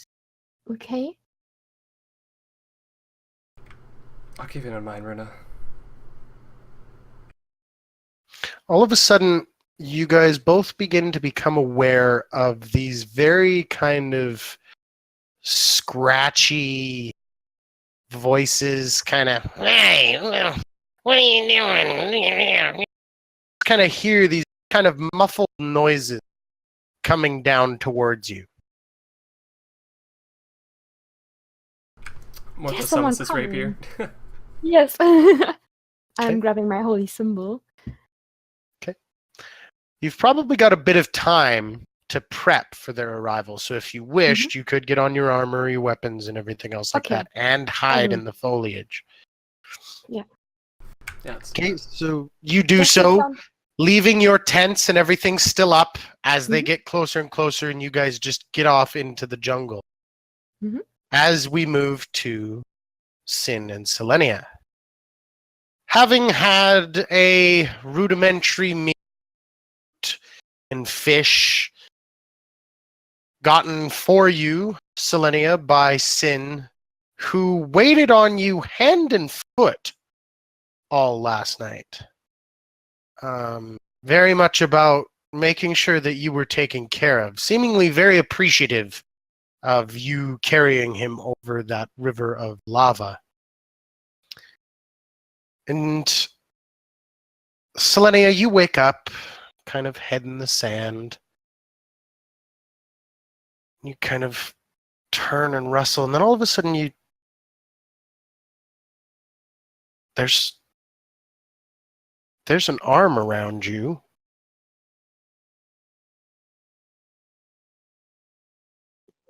Eyes go wide as she like turns. There is Sin, one hand kind of softly nibbling on a nail thumb, and the other arm just like draped over top of you. Full on face down, still just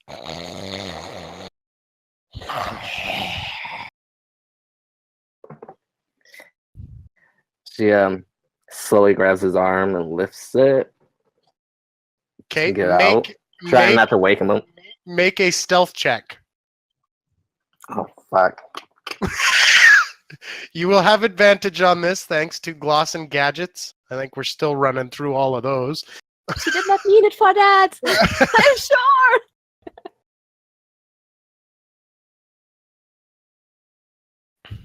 Can I roll against this? You roll a disadvantage perception check, yes.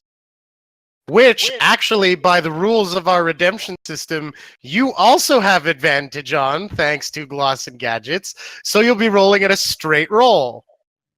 He's asleep. Could you say that this is one of taking the first step, or what is going to be taking the first step? Yeah. I need clarification. What'd you get, Daniel? 11. 11. And Sin? I We can't can't read see. that. You got 2. Yeah. 2. Okay, so you kind of you do the old trick, the old relationship trick there, Daniel, and you kind of squeeze the arm just slightly, and then just kind of as you're moving, just wriggle, and like right in the middle of you moving and rolling out, Sin just very much just kind of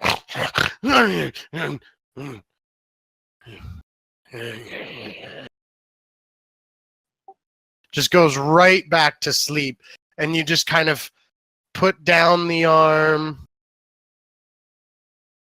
kind of roll away.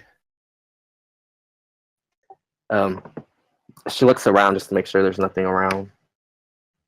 There is nothing overly around. Just Sin lying completely prostrate. You're kind of glad he's face down. Yeah. Can I tell what time of day it might be? It's early morning. Like early morning. She's gonna basically do like the get cute.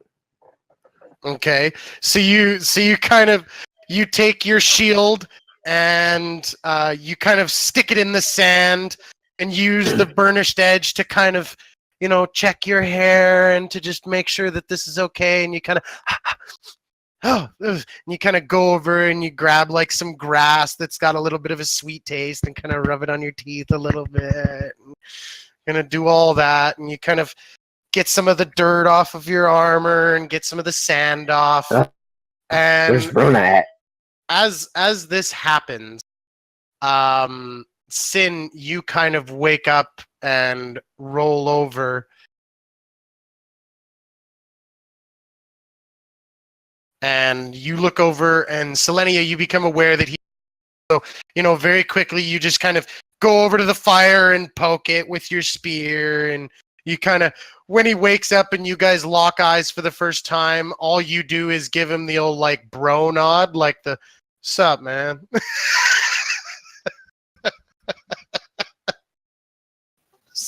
Sin kind of just like wakes up and he's kind of just like, stretched out and goes, "Hi." Mm-hmm. Are you making breakfast? I mean, if that's what you want, I can do that. Sin stands up and kind of brushes himself off with some sand and stretches a little bit more, and he decides to go get the fire started again, get some breakfast made up. As Sin stretches, Selenia, you can't help but notice that nice sharp cleft right before, the hem of his pants meets his waist. You can't help but notice as he stretches and kind of turns around the deltoid muscles and everything on his back, the way it ripples and moves like rolling hills.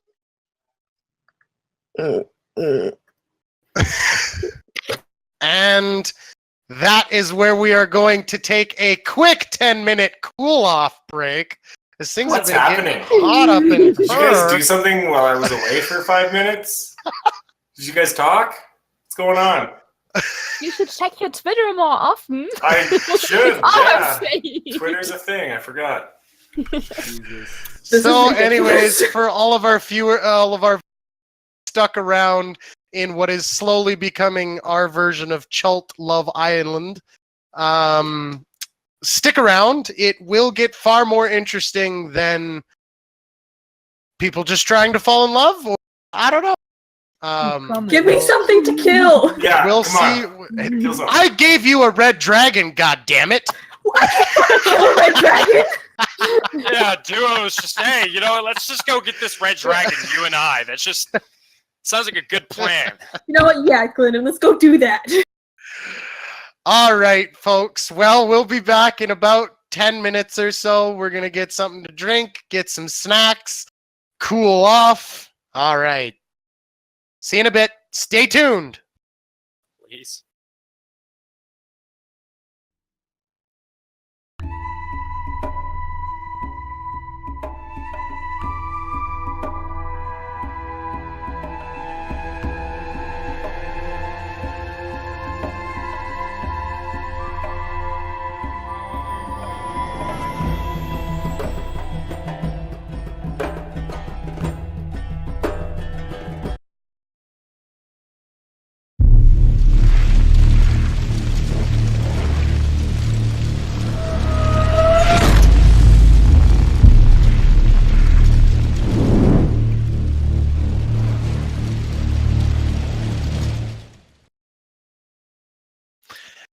Hello, everyone. Welcome back to the special episode of Chult Love Island. Just kidding. No, welcome back to Tomb of Annihilation. We are Fumbles and Fame. And without further ado, let's get back into the madness here as we rejoin with Sin and Selenia on their side of Shilku Bay. And we have a cheers. And yes, before we get doing anything else, let's have a cheers to our special episode of Chult Love Island from Gloss and Gadgets.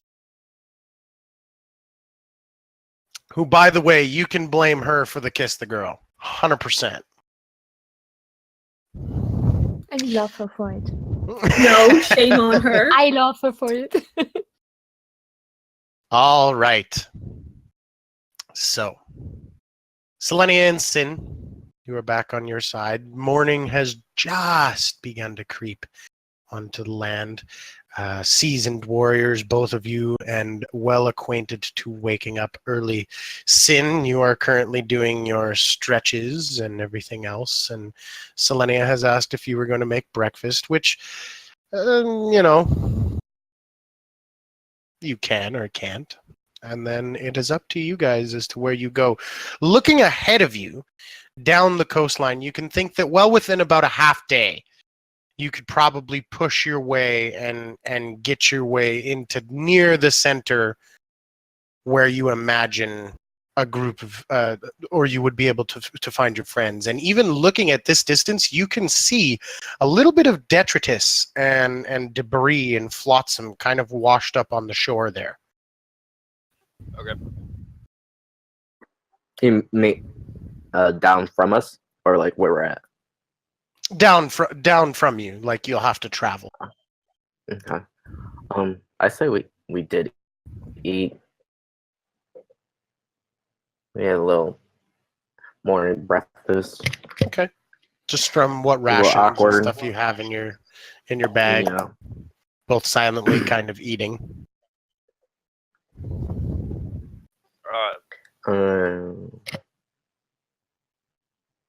I was gonna say, she notices the stuff down the beach and points. We should probably go check that stuff out. Sen looks overhead and he notices the breeze and he says, "Yeah, I think it'd make time. We should do that." Okay.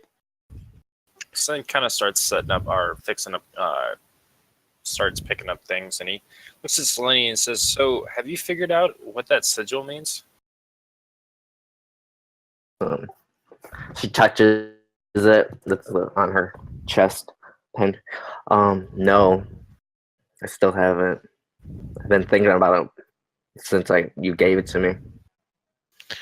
Which, for the viewers, especially the new viewers who may have missed it, the pin or sigil that they are referring to is a pin that was given to Sin to give to Selenia by one Lord Dalmas Rayburton, Selenia's mentor back in the lands of Elturel, who, oddly enough, is in Chult, unbeknownst to Selenia. And the sigil looks like a golden sun embossed on which is a serpent eating its own tail.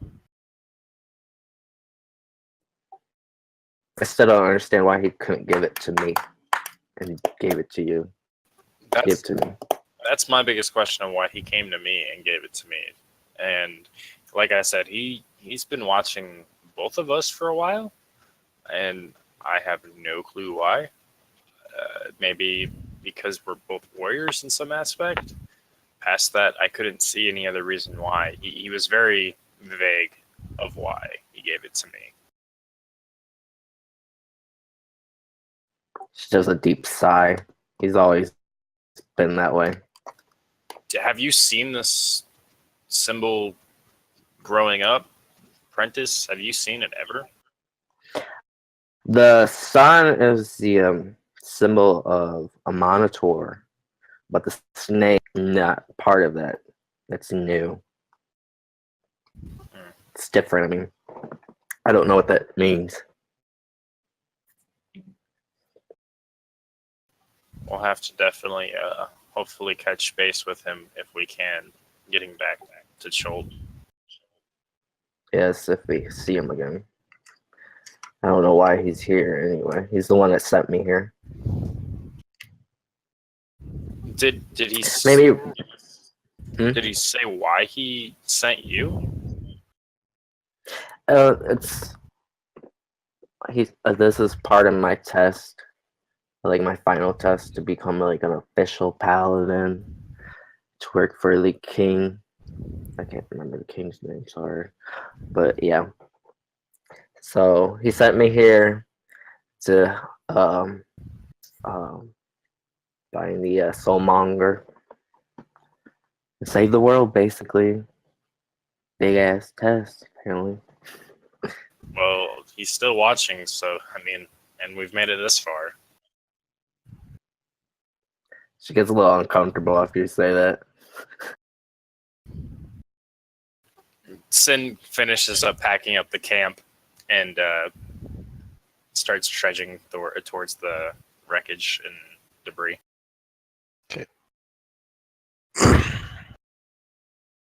Then. Yep. You remember being younger, about a year or two before you left. And it's so vivid, you're dreaming, but it's like you're there.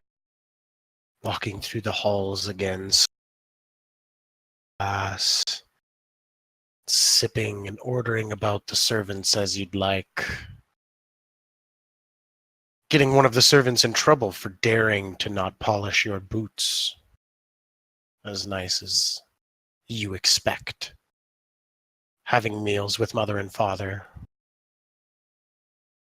Delicious meals. Cooked flesh. The nice infant rosé. Delicious. You remember standing in the rain one day, looking in on a family. You didn't see people, you didn't see humans, you saw food. You remember slowly going back to that same window and seeing the family in mourning as you slowly took the children first. Because you know that the taste of sorrow in and of itself is tantalizingly sweet. It's delicious in its own way. It gives a certain finish to it, a certain sharpness that makes it exciting. You remember the night you took both the mother and father, so blood drunk that you drank way more than your fill. And you remember that was the night, the first night, that your father had ever yelled at you for the family that you had killed. It was his castellan. It was a man high in the service of your family. You remember still being completely blood drunk in their bedroom. These two that now lay exsanguinated on their bed, their blood sheets stained with the color of their blood. And you remember the first time you felt fear looking into your father's eyes,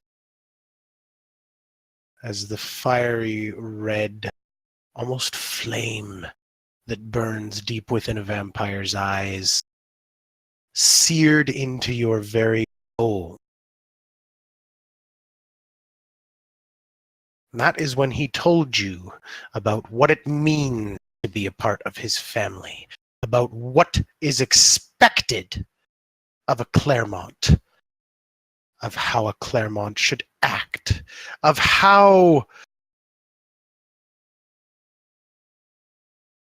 The people of Darkhold need to be respected. Because as you give respect, so too shall they give respect. And that your father refused to allow his people to be ruled by fear of what he is. And he was to be seen as a benevolent lord, not as some tyrannical ruler. And you remember feeling quite properly reprimanded. And you had apologized profusely. And then, almost as if you're reliving it, you remember the clasp of the chains around your wrists and your feet. You remember being dragged behind the carriage as a sign of retribution, of penance for what you had done.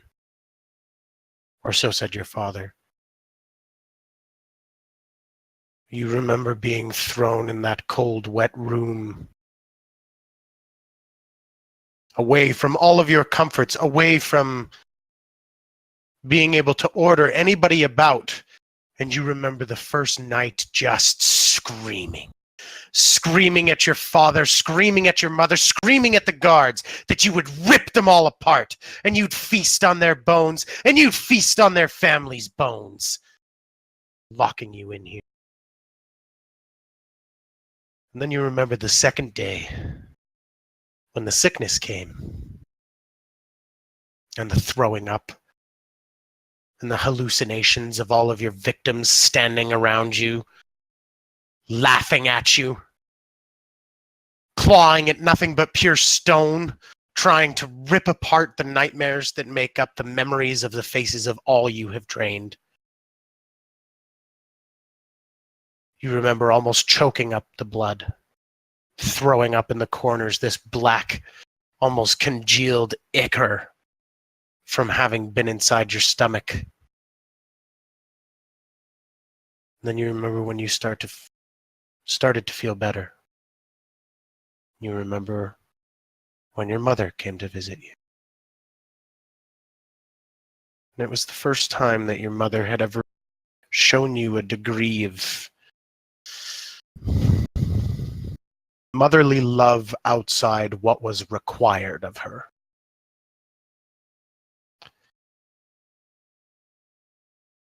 And she had explained how proud your father was of you. And how she admitted to you that she hated herself for not being able to give Doran the child that he so wanted. And that the only thing she could do was acquiesce as he went and found someone who could.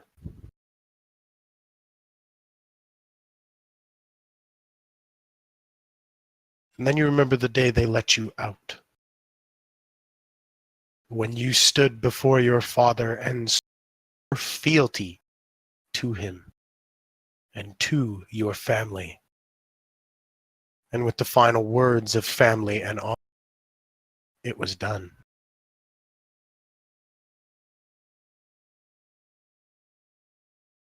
And then you awaken. Heat beats down on your face. Your mouth is parched. You're thirsty not only for water, but also for blood. In fact, you're starving. And you look over, and for a split second, you see Galinden laying there, neck exposed. You look around. You are closer to land, but I mean, well, the sharks would take care of him. And then you kind of look down, and pierced by an arrow sticking in the raft, just on your side, is a rather large fish.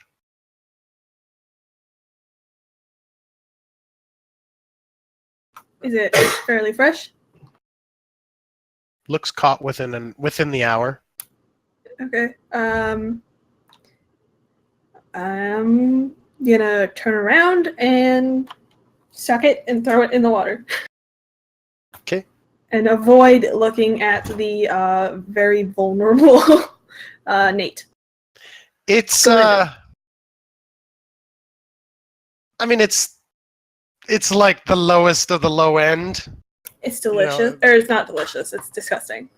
Yeah, it's just really horribly fishy and tastes kind of like seaweed and ugh. And as you're kind of just cleaning up the last little bits and wiping yourself off, you turn back around and Galinden is there, cross-legged, just staring at you. The hell are you looking at? It tastes better when you cook it. No, it doesn't. It tastes like shit regardless. Thanks, though. Just trying to help. Yep, super duper helped. Would you like any of my blood? Would that help you? I pull out an arrow and I go to my hand. Don't do that. Please don't do that. Nope, don't do that. I wonder if Sin would have the same reaction, or Selenia, perhaps Runa. Do you think they would be as scared of blood as you? I'm not afraid of the blood. Oh, I know. You're not scared of the blood. Only what happens, perhaps, when that blood is in your system. Surely Morphos has his problems as well. He's dealing with quite a lot, but I'm not sure he would recoil as you have. Because they're different, right? Everyone's different. Everyone has their demons. Sure. Our demons we don't call father, though. My father is not my demon. Maybe. I don't know why you presume to think so. My father's probably the one who saved your life. Your father saved my life. Mm-hmm. How so? Just as he saved everyone around me's life. Did he save our lives when he sent your sister after you? No. Did he save our lives when your sister brutally murdered a bunch of people in the docks? I don't think he sent her. To be honest, I think she sort of left of her own volition. But he is responsible for her since she is his child. No? No, she's not his child. I'm his child. Perhaps she was a spawn created by him. She's definitely his spawn, but most definitely not his child. So he's responsible for her as a father would be a child. Nope, she has been released at this point. She is no longer his. So I can kill her then. You can try. Well, I'll die trying. Well, that's a shame. Is that a sparkling of care that I see? We fought beside each other. I don't want to see you die, Glendon. Okay. Just don't stand back when your sister comes after me then. We'll see.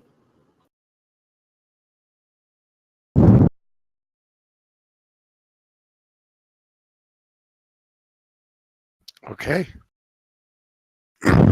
And as that conversation kind of goes into an awkward silence, and again,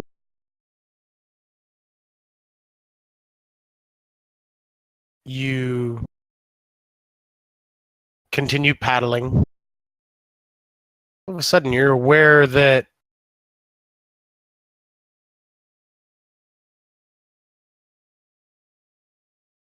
the turtle is gone.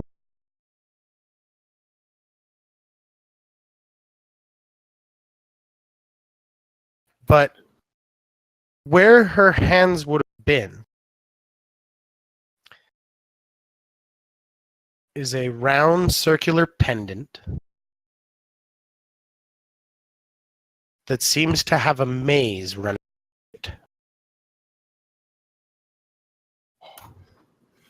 Life's a maze. Life is a maze. Is it a necklace or just like a Yeah, you disc? can totally put it on. This might look better on you if you want it. And I toss it over to her. What does it look like? Because that's a good question. If it's ugly, she's not wearing it. It's just simple wood, but carved rather ornately to have this very intricate circular maze inset into it. Okay. Yeah, that's not really my style. I like gold and metal bits. But I mean, you're kind of like a wild guy. You seem woody here.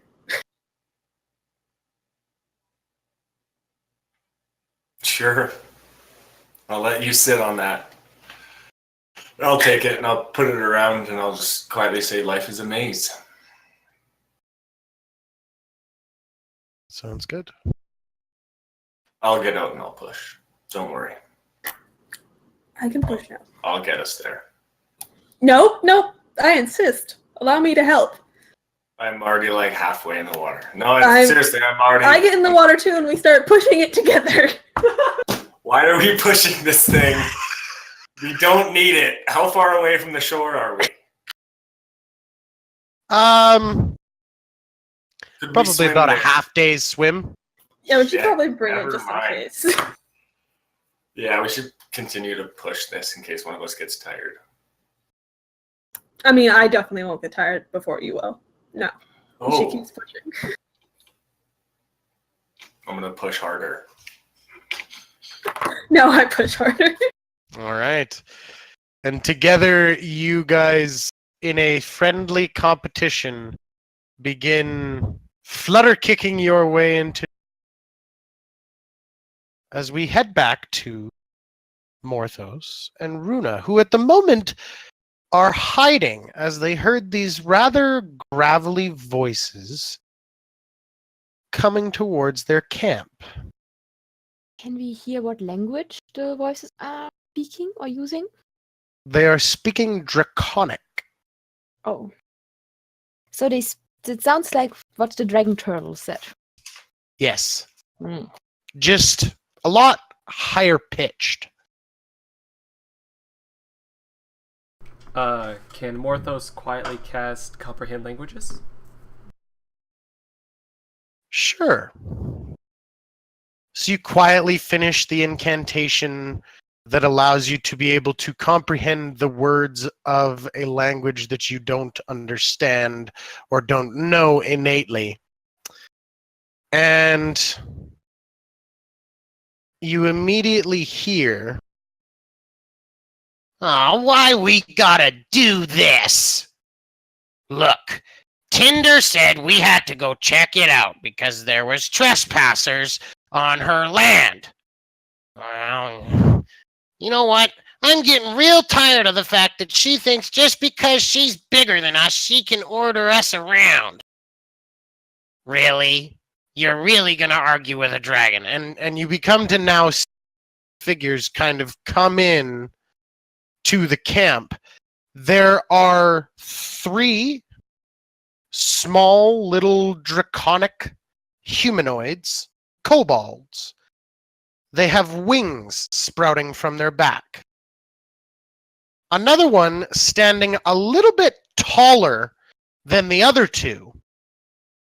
A little bit bigger wings, and is actually wearing more than just a loincloth. Actually seems to be wearing some form of horrible kobold ceremonial robes. Seems to be leading them, and they are headed directly into your camp. And as they kind of come into your camp, they now begin to like kick about your tents They're going into your tents, and you having left your backpacks there, they begin to throw things out of the backpacks. Things are coming flying out of the tents. They're just kind of pillaging. I look at Mortis in this look of, are we attacking? They're mostly arguing with each other right now, so I don't know. They seem preoccupied. We could get a jump on them.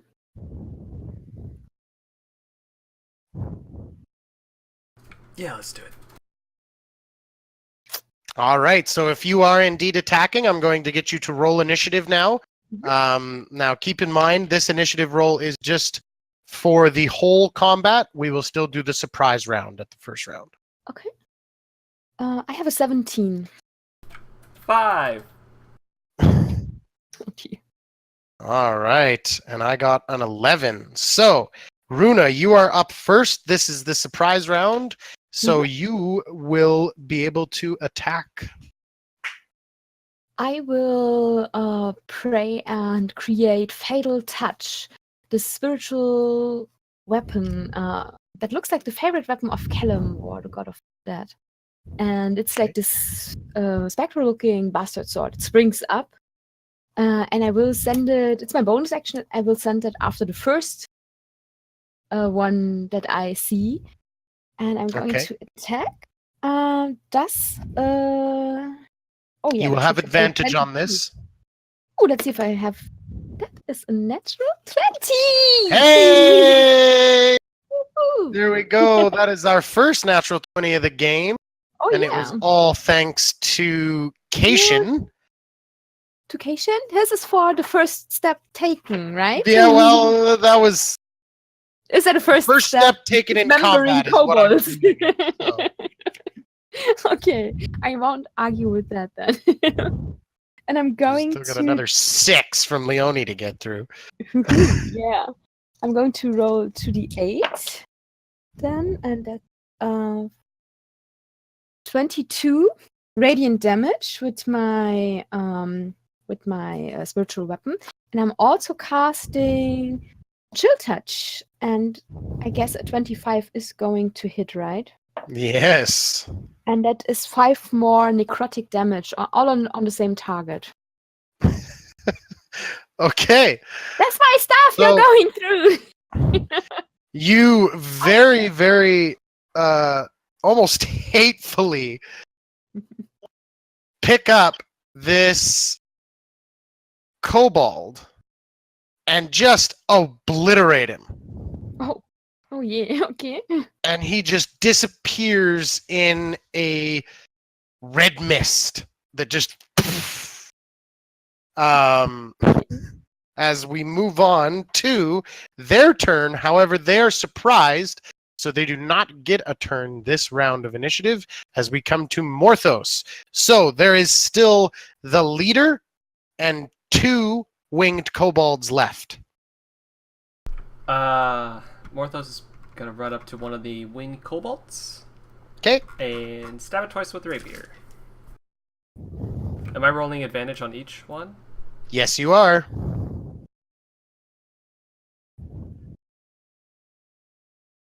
Now we're using So the loss of first gadgets one- advantages. Thank you.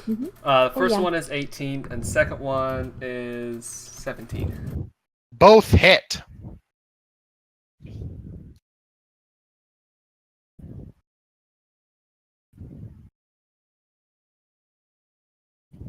And we That's got more 21? advantages. 21 total damage.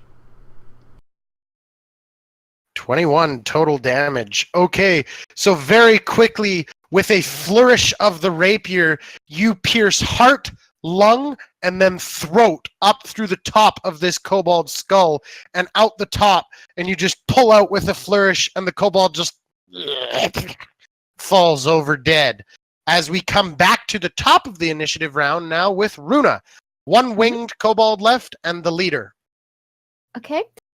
I think after having seen that one die so fast, yeah, let's take care of the little one first. I'm going to move Fatal Touch over to that kobold, and I'm going to attack.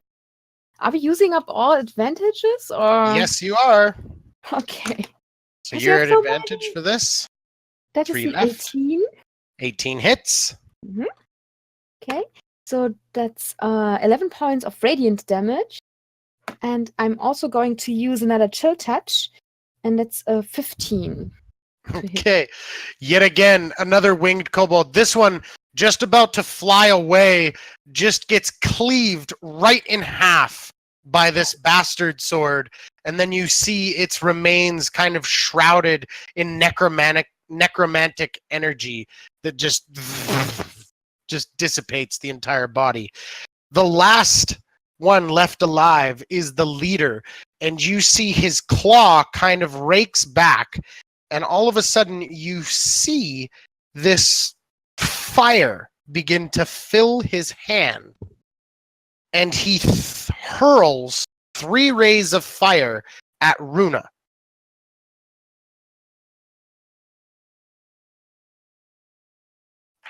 Do I have to do a save That's or a anything 16, a 10, and a 6. to hit? And I'm going to re-roll my 6 because I had advantage. Thank you to Leone. So that would be an 18 now. Okay, then the 18 will hit, everything else won't.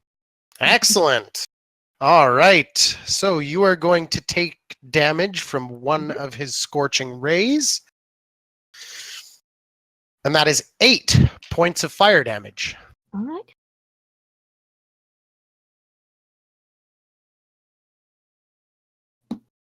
All right. As we come to Morthos. Alright, he's gonna use his bonus action to cast Hexblade Curse on the leader. And stab Okay. it another twice. Are those 2 advantage as well, or are we out of Yep. advantage? Nope. You still got 1 left after you've just used 2. Okay. It's gonna be 21 on the first hit, and the second hit is 21 as well. Both hit. Did you use an advantage for that so I know what to redeem? I'm trying to clean up the dashboard. Yeah, we just got 1 left of Leone's 6.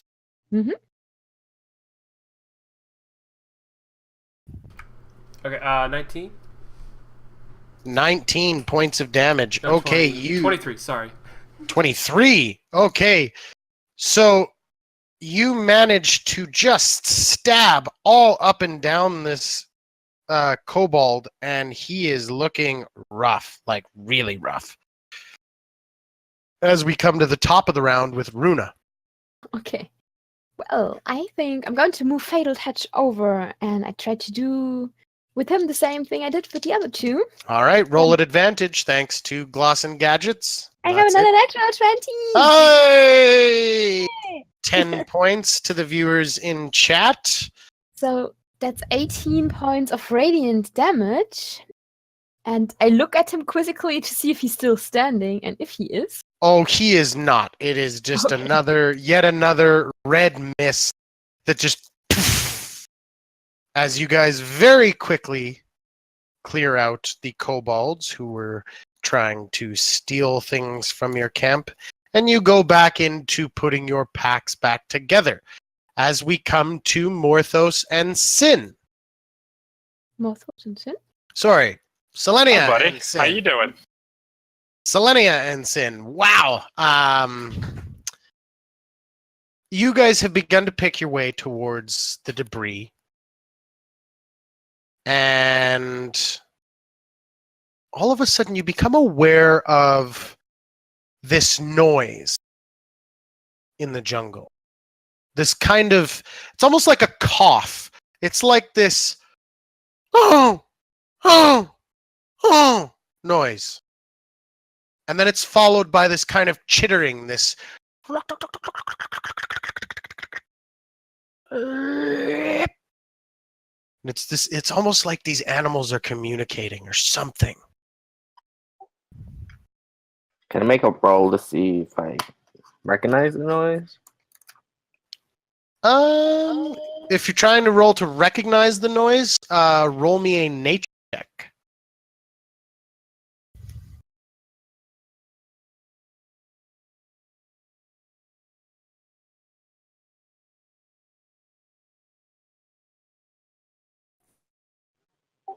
It's a 6. A 6.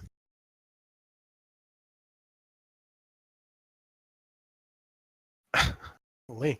As you are looking about, you see off in the distance, the jungle foliage moves like something's running through it, and then it stops moving.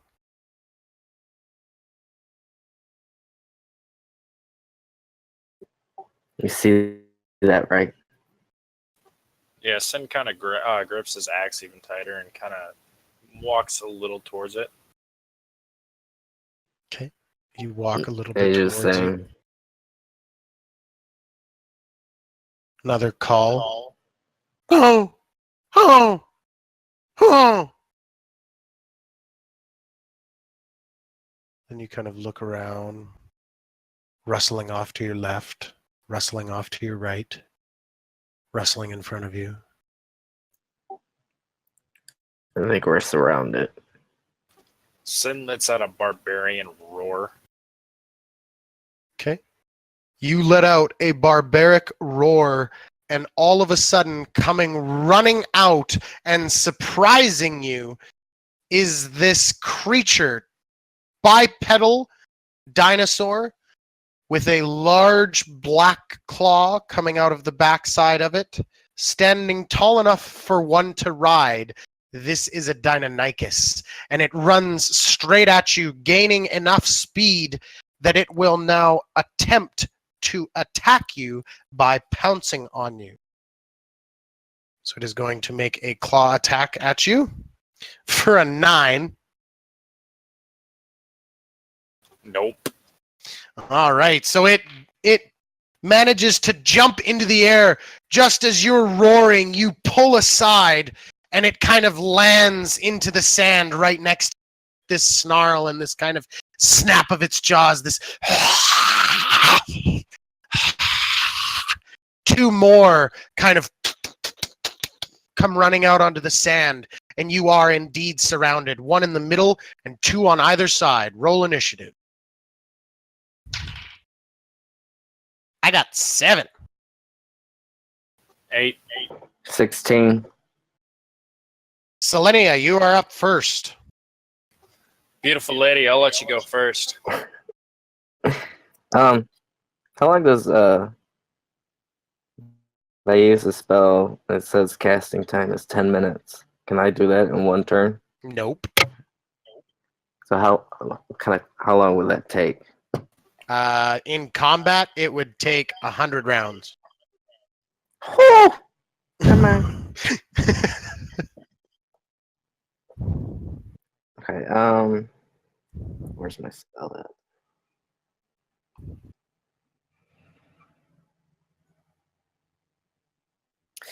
I'm gonna cast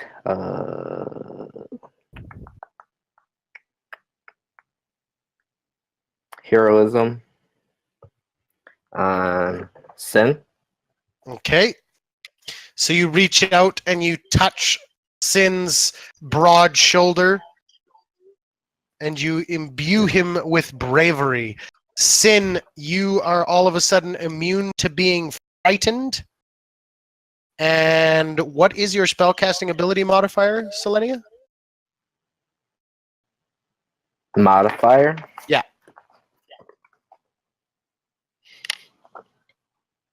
Which one is that? For a paladin, Wisdom I or believe it's charisma? wisdom So, or charisma? no, charisma. Charisma. Charisma? That's what Yeah. I thought. 4. 4. Okay, so you also gain temporary hit points as Selenia grants unto you a blessing of a monitor. So that is your concentration, and that is an action. So unless you have a bonus action you wish to do, Selenia, that is it. You said there's one on my side, one on his side, and then the one and then behind one us right now? in between the two of you. Oh, between us? Yep, because she missed her pounce. Okay. Extra attack. I can only use that when I attack once, right? Yes. Okay. Then yeah, I am returning. Okay, Sin, you're up. Sin's gonna stay in the middle, and he's gonna attack the one that's like directly in front of me, not to the left of me. Then. Okay. Yeah, the And- one that's separating you and Selenia. Yep. I'm just gonna stay in the middle. That way, if anything, I get hit by 2. She doesn't. Just for the sake of this, we'll call that one middle, and then left and right, obviously. Left is on you, Sin. Right is on you, Selenia. So I'm going to hit it with 2 hits. One being a 19. You can re-roll that at advantage, I believe, because we've got some redemptions that we still have to get through. Okay, well, that's a 27 on the first hit. Okay, second And one that is is- also at advantage.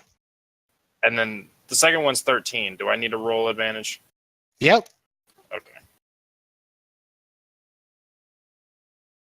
Now that becomes an 11. Well, you can still take the 13. Okay, does the 13 hit? The 13 does hit. Okay, so both I do a lot. I get to hit with both my twice then. You betcha. Cool. All right.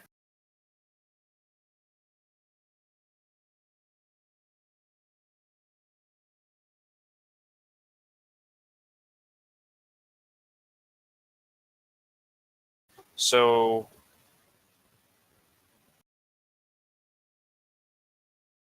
that's 24 points of damage to the middle one.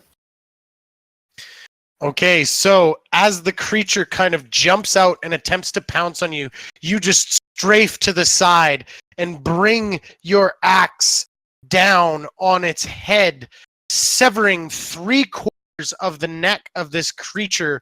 It goes down with a squeal and is critically injured and prone on the ground. As we come to its turn, that creature is going to do nothing but bleed out and die. The left and right, though, see their targets, and both will come in and make 3 attacks on each of you.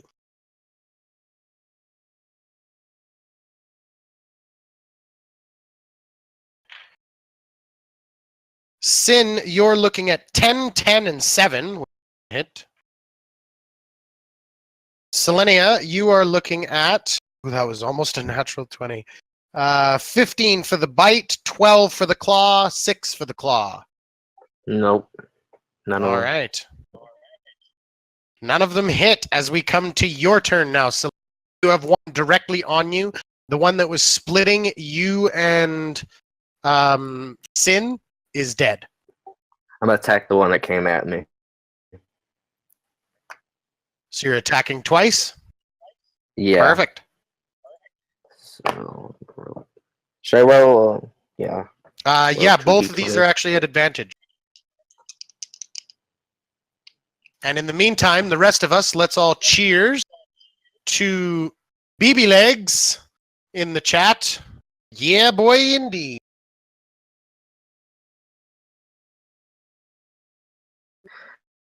Should I roll for my first attack with advantage and then roll another attack? At advantage, yep. Okay.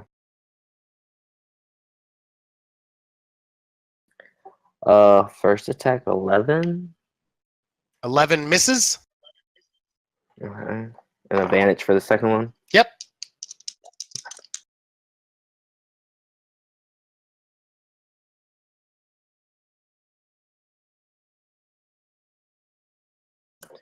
$16. 16 hits. Okay. I lost the dice. One hits here. 6.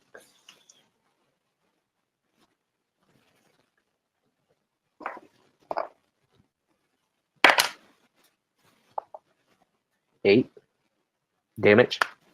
All right. 8 damage on that one. It is still very much alive as we come to Sin now. All right, so There I'm are gonna- still 5 advantages in the dashboard. Just There's quick still heads up. 5? 5. 4 by Leonie and 1 by... Skrull. Yes. Yeah. jeez. There's only 2 left by Leone because I used 2 of Daniel. All right. So I'm yes, gonna Sin, both of these strikes will be at advantage. Cool. So I'm gonna roll to kill this one, and if I kill it, I get Great Weapon Master, which Yes, means you I do. get to attack 3 times. Yes, you do. Technically. That is a 22 and a Hits. unnat 20. Hits. So I'm gonna just kill this one with a 6. Does that kill that first one? 6 does not kill the first one. Ah, darn. Okay, so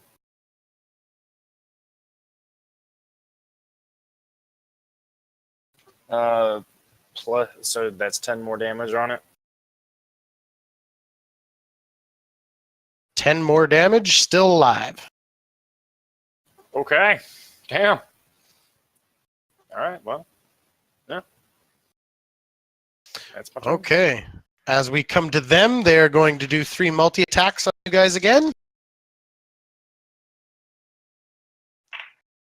Sin, ooh, a 21 for the bite, a 11 for the claw, and a 6 for the claw. Only the bite. Okay. You are looking at 5 piercing damage as it bites into your bulging bicep.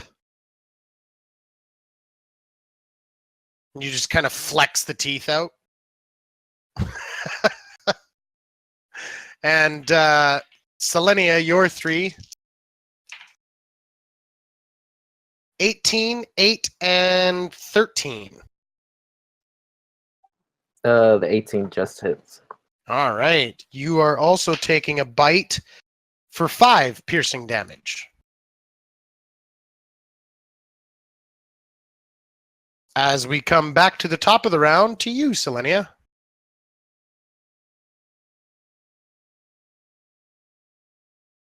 Okay. Oh, she's pissed now. Trying to remember what this spell does. Secret.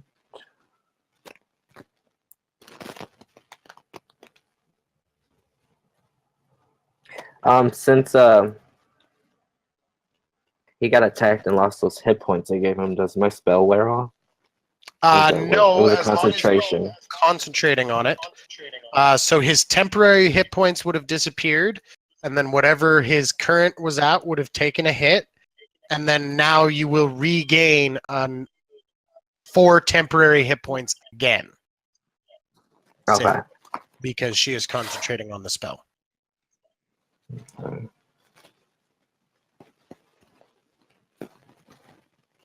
All right. I'm gonna hit the one that just attacked me. Okay. And are you going to this extra one attack will- as well? As part of that attack action? Yeah.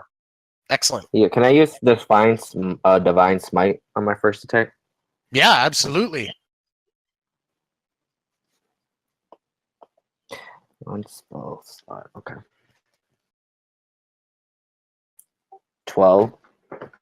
Or hold on, I forgot to add my stuff. 17. 17 points of damage. You Oh no, that was killed. for that was to hit it. Oh, 17? Okay. To hits. Oops. Okay. Revealed its hit points. Oh no. Roll at least 17 hit. I wish it was a. Oh, I forgot about the radiant. Damn it. What is it? A D what? 2d8. Extra damage is 2d8. Where's the d8?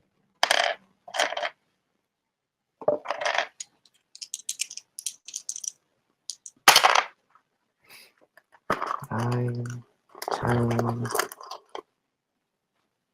13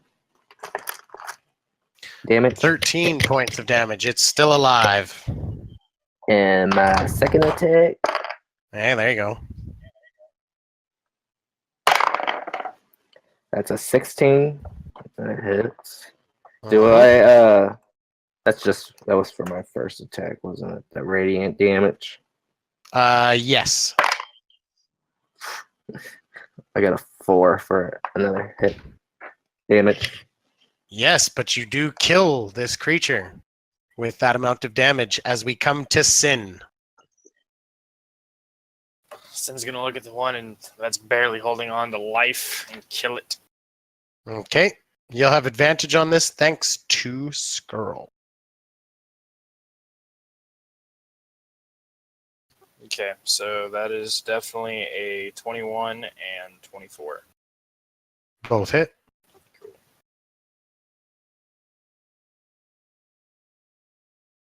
That is 14 points of damage to that one.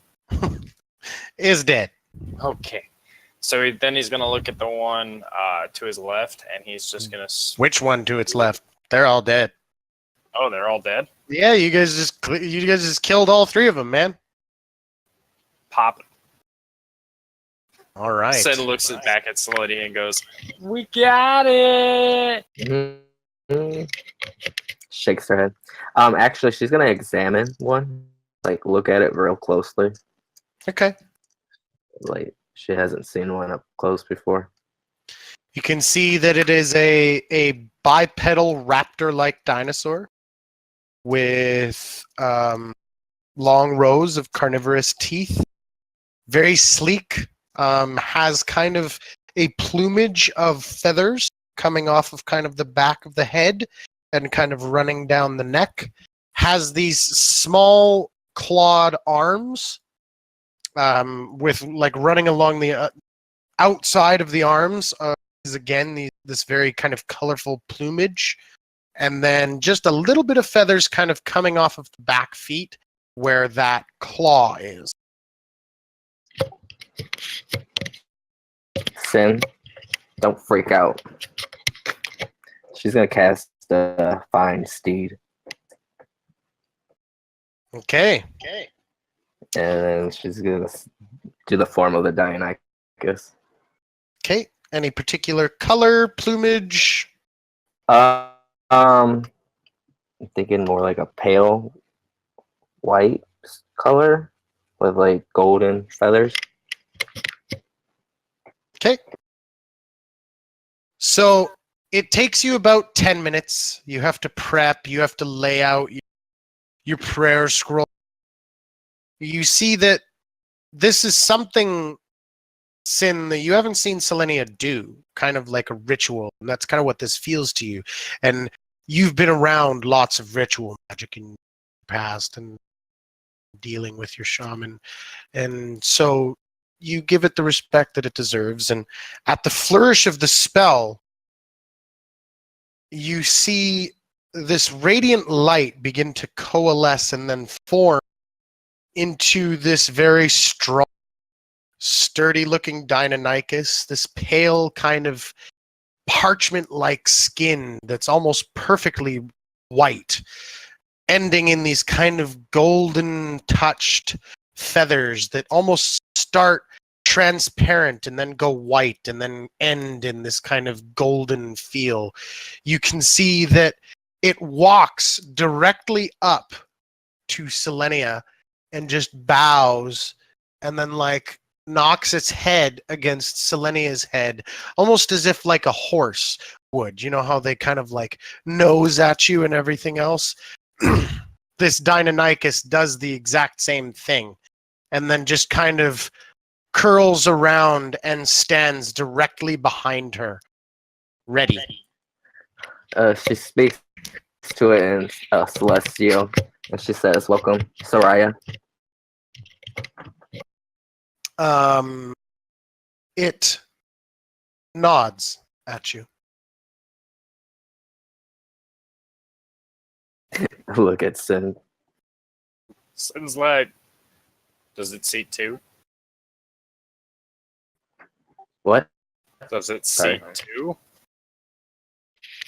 C2. Is there, like, can 2 people ride on it?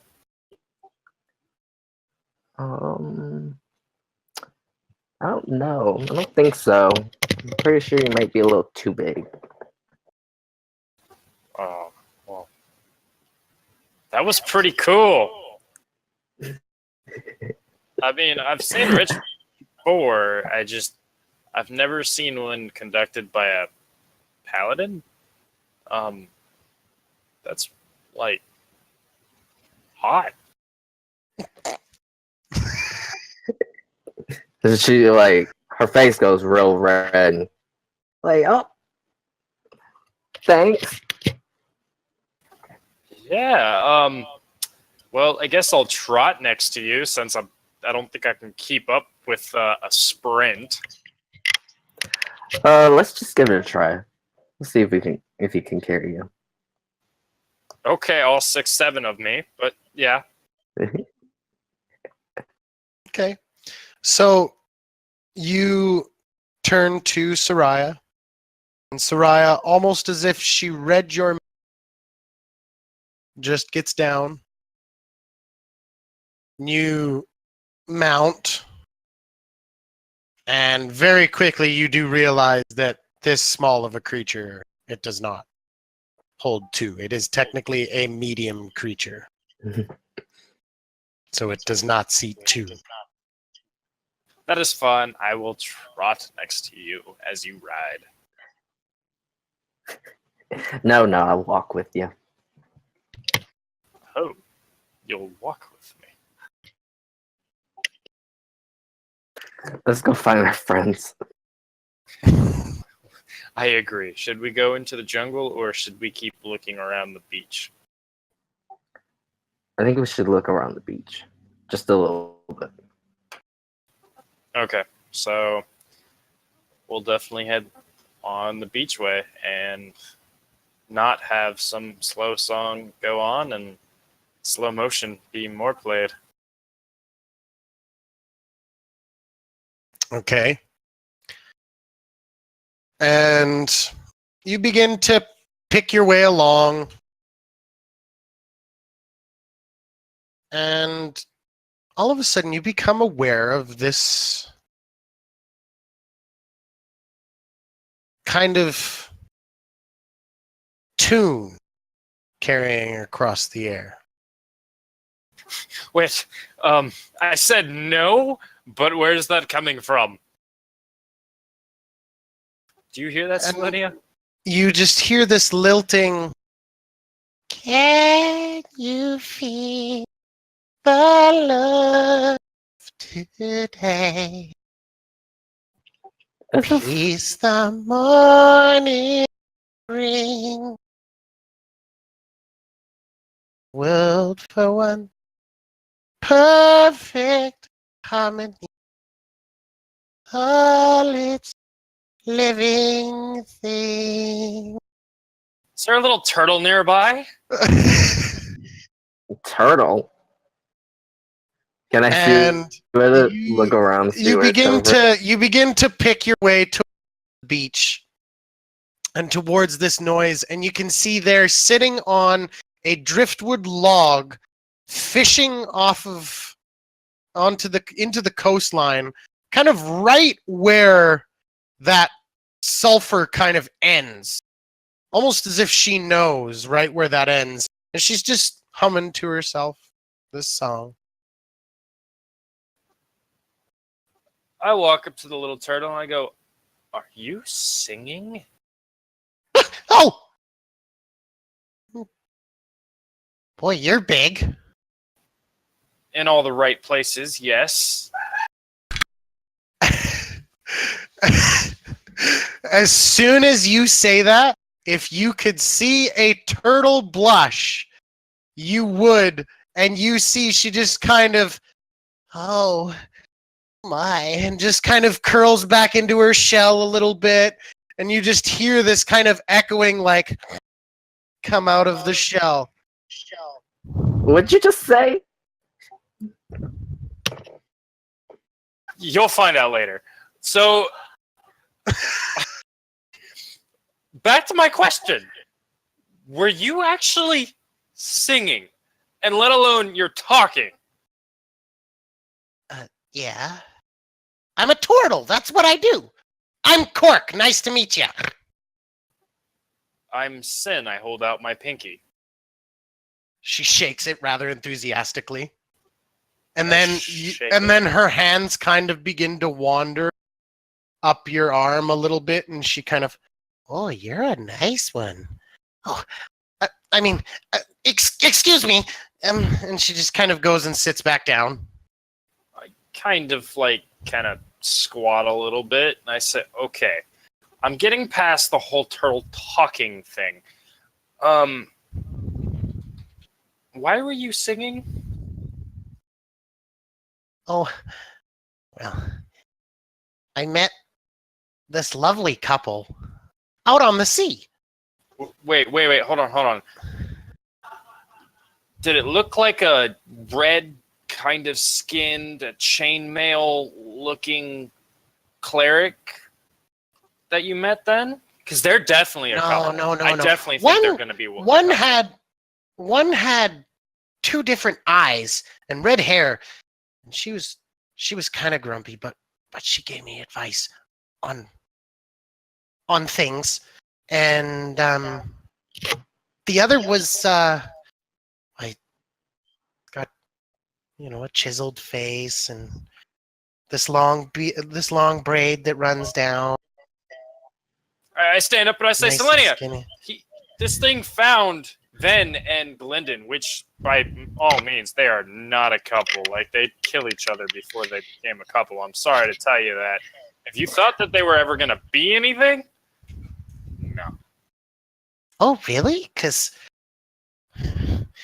I can tell there was some chemistry there.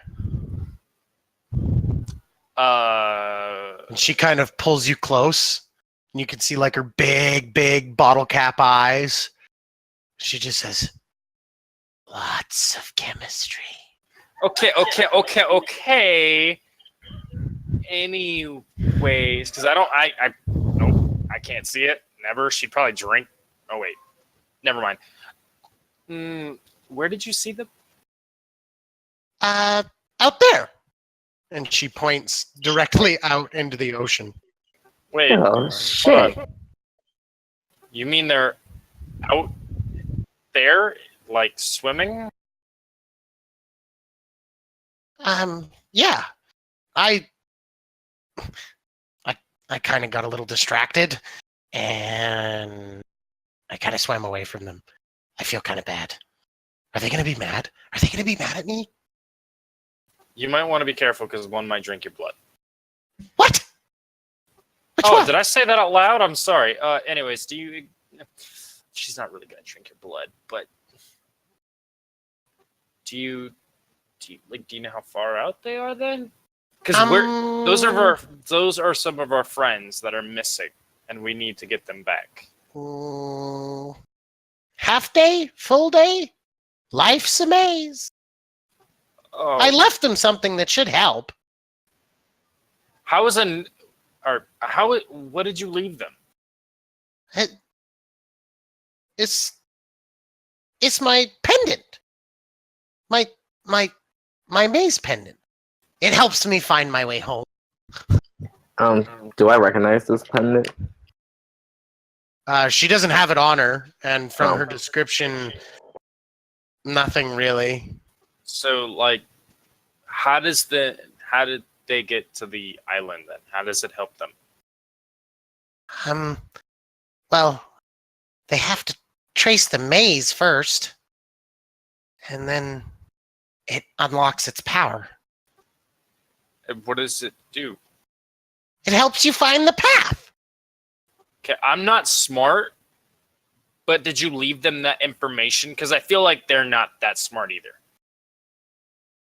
Oh, well, I didn't really have anything to write on, so no.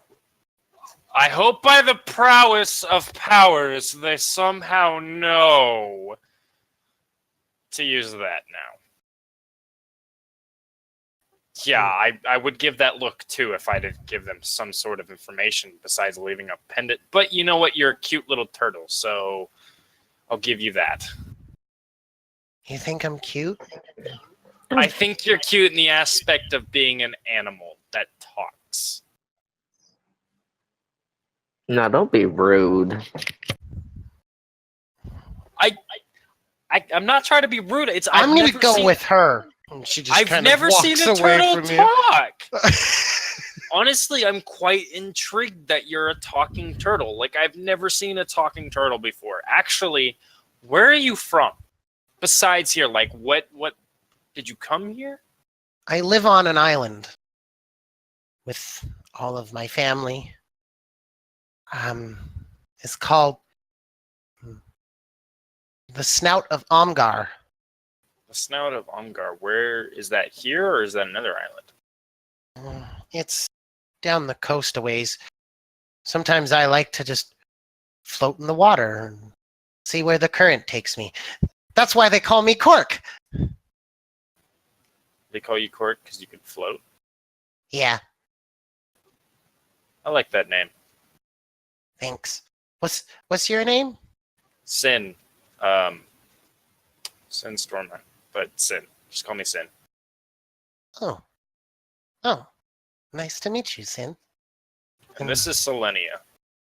Who are you? Oh, he just said, I'm Selenia. Right. And then Soraya sticks his head around. Yeah. Huh. Is that yours? Yeah. She's okay. Okay, as long as it isn't gonna bite me. No, I'll smack the shit out of it if it does. Well, pleasure to meet you. My full name is Cork Bobaline of Ahoy Hoy. Well, I take her hand. You're gonna have to say that another time because I'm not gonna remember that. But I'll remember Cork. That's fine. I don't really like my last name. I lost my last name. How do you lose a last name? It's kind of I got- attached, isn't it? It is, but I got exiled from where I'm from, so I'm not allowed to use it. What's exiled? I was banished from where I came from. Why? And she immediately crosses her legs. It's not really a good story. Well, I guess I can talk about it a little bit now. I gained these powers through my deity Talos, and I didn't know why. I think I'm learning now, but I was on a ship and I was trying to get food for me and my mate. Well, a kraken actually, yes. Who's Talos? Talos is a god that I worship. He loves destruction and he appears through thunder. Go ahead. Your god sounds mean. Why do you worship him? I worship him because it comes from an ancient blood race that I come from. We're ancient warriors. We're on my island. Not the island people now, but from my ancestors, that's who we followed. We prayed to him. And That's like Ubtao. I don't know who that is. My people have been worshiping him for as long as we've gone from egg to turtle to land. And the humans, they think he's gone, but he's not really gone. They're never really gone. Then where is this deity? Well, he's building his maze for us, of course. Where is the maze? All around you, silly. Life's the maze. A very weird spin on how to take life. Well, at least then you're not worried. You always know there's an exit out of something. I haven't found that exit yet. Well, maybe you will. Anyways, to explain more of my story. Oh, yeah. So, I accidentally killed my mate by using these powers that I didn't know I had, and destroyed the ship, destroyed the Kraken, and I killed my mate on accident. And go ahead. Did that make you feel bad?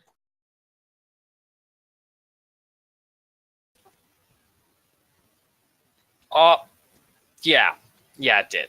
It made me feel like the worst person, and I can't stand death now. It's by my hands. Yes. But you forgave yourself, right? I mean, that can't have been your fault. It It will was an always be my accident. fault. But I don't understand. You didn't know that you could do that. So how could you be in control of it? You're right. And because I didn't have control of it, it will always be my fault. Well, my mom used to tell me that nothing's in our control. But all we've got to do is just walk the path and hope that we can find the exit to our maze. Well, that sounds You're like you got just- good advice. You're just really stuck. Yeah. All you've got to do is turn around from the dead end and find another exit. I think I may have found the dead end. I may have turned around, but we'll see where that takes me. Well, that's a start. But anyways, go on. When I got back to my island, her body was found dead, and I was laying there, and I was woken up by my people on the island, and I went through a whole trial and judgment. The only person that didn't actually believe I did it on purpose was her grandmother. My own parents exiled me, being the chieftain and being the black sheep, it seems, of my island. So then they ripped me of my name, gave me a boat, and said, "Be gone." And without another word, she reaches up and with her sharp claw cuts a gash into one of your pecs. And Ow! immediately reaches down, pulls up a handful of sand, spits in it, and then shoves it right onto the cut and just rubs it in. And then she says, "Well, no matter what happens, Chalt's a part of you now, and you're a part of it. You'll always have a home here."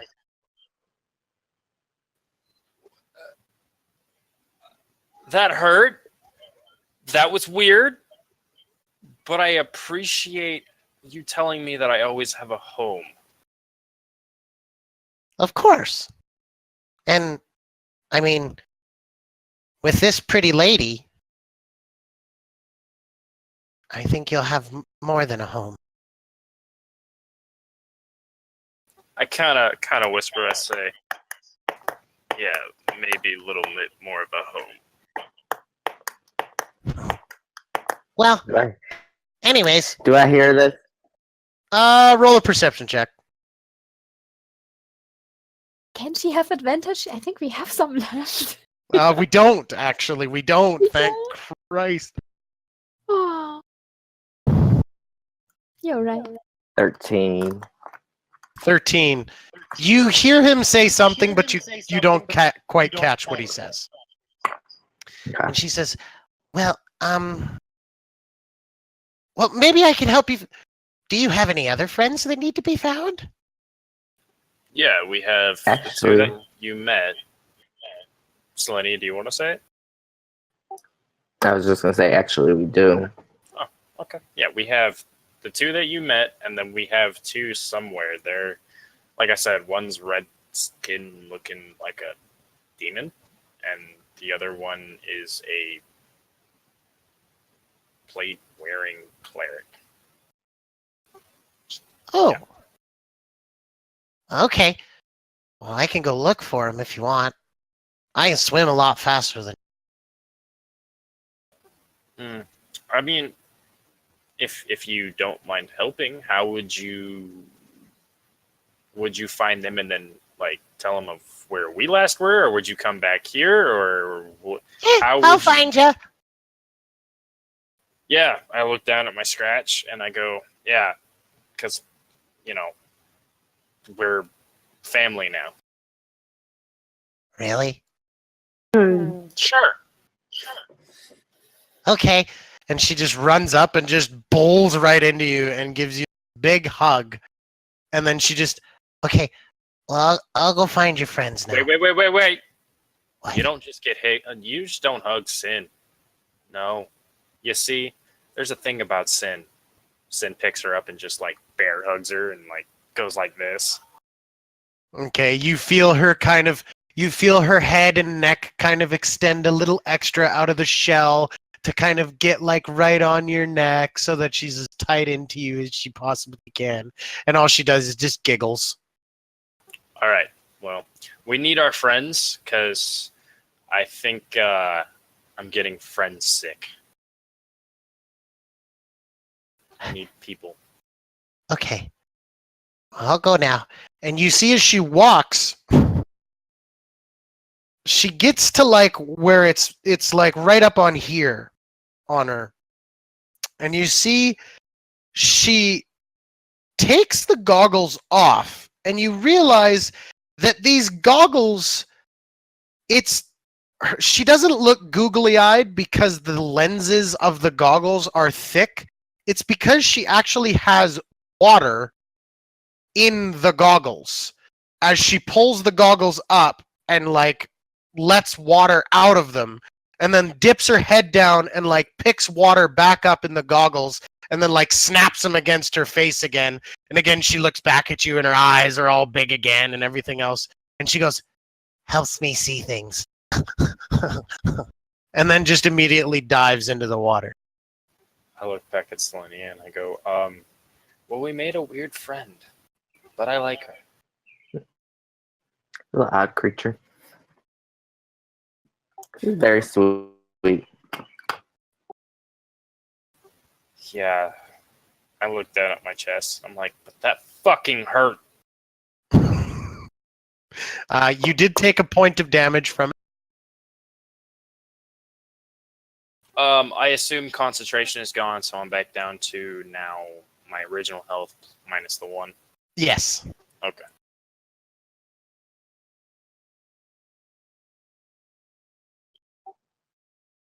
I say, now I think we should trudge on more a little bit and see wherever encounter we meet next. Right, yeah. Lead the way. I point my axe forward and I say, leading the way. Okay. Galinden and Ven, you have finally entered this bay. You begin kicking your way in further and until you actually get to the point where you can see 2 figures walking on the beach. One has radiant hair that looks like rays of sun, and the other is Selenia. I'm just kidding. No, they are both there.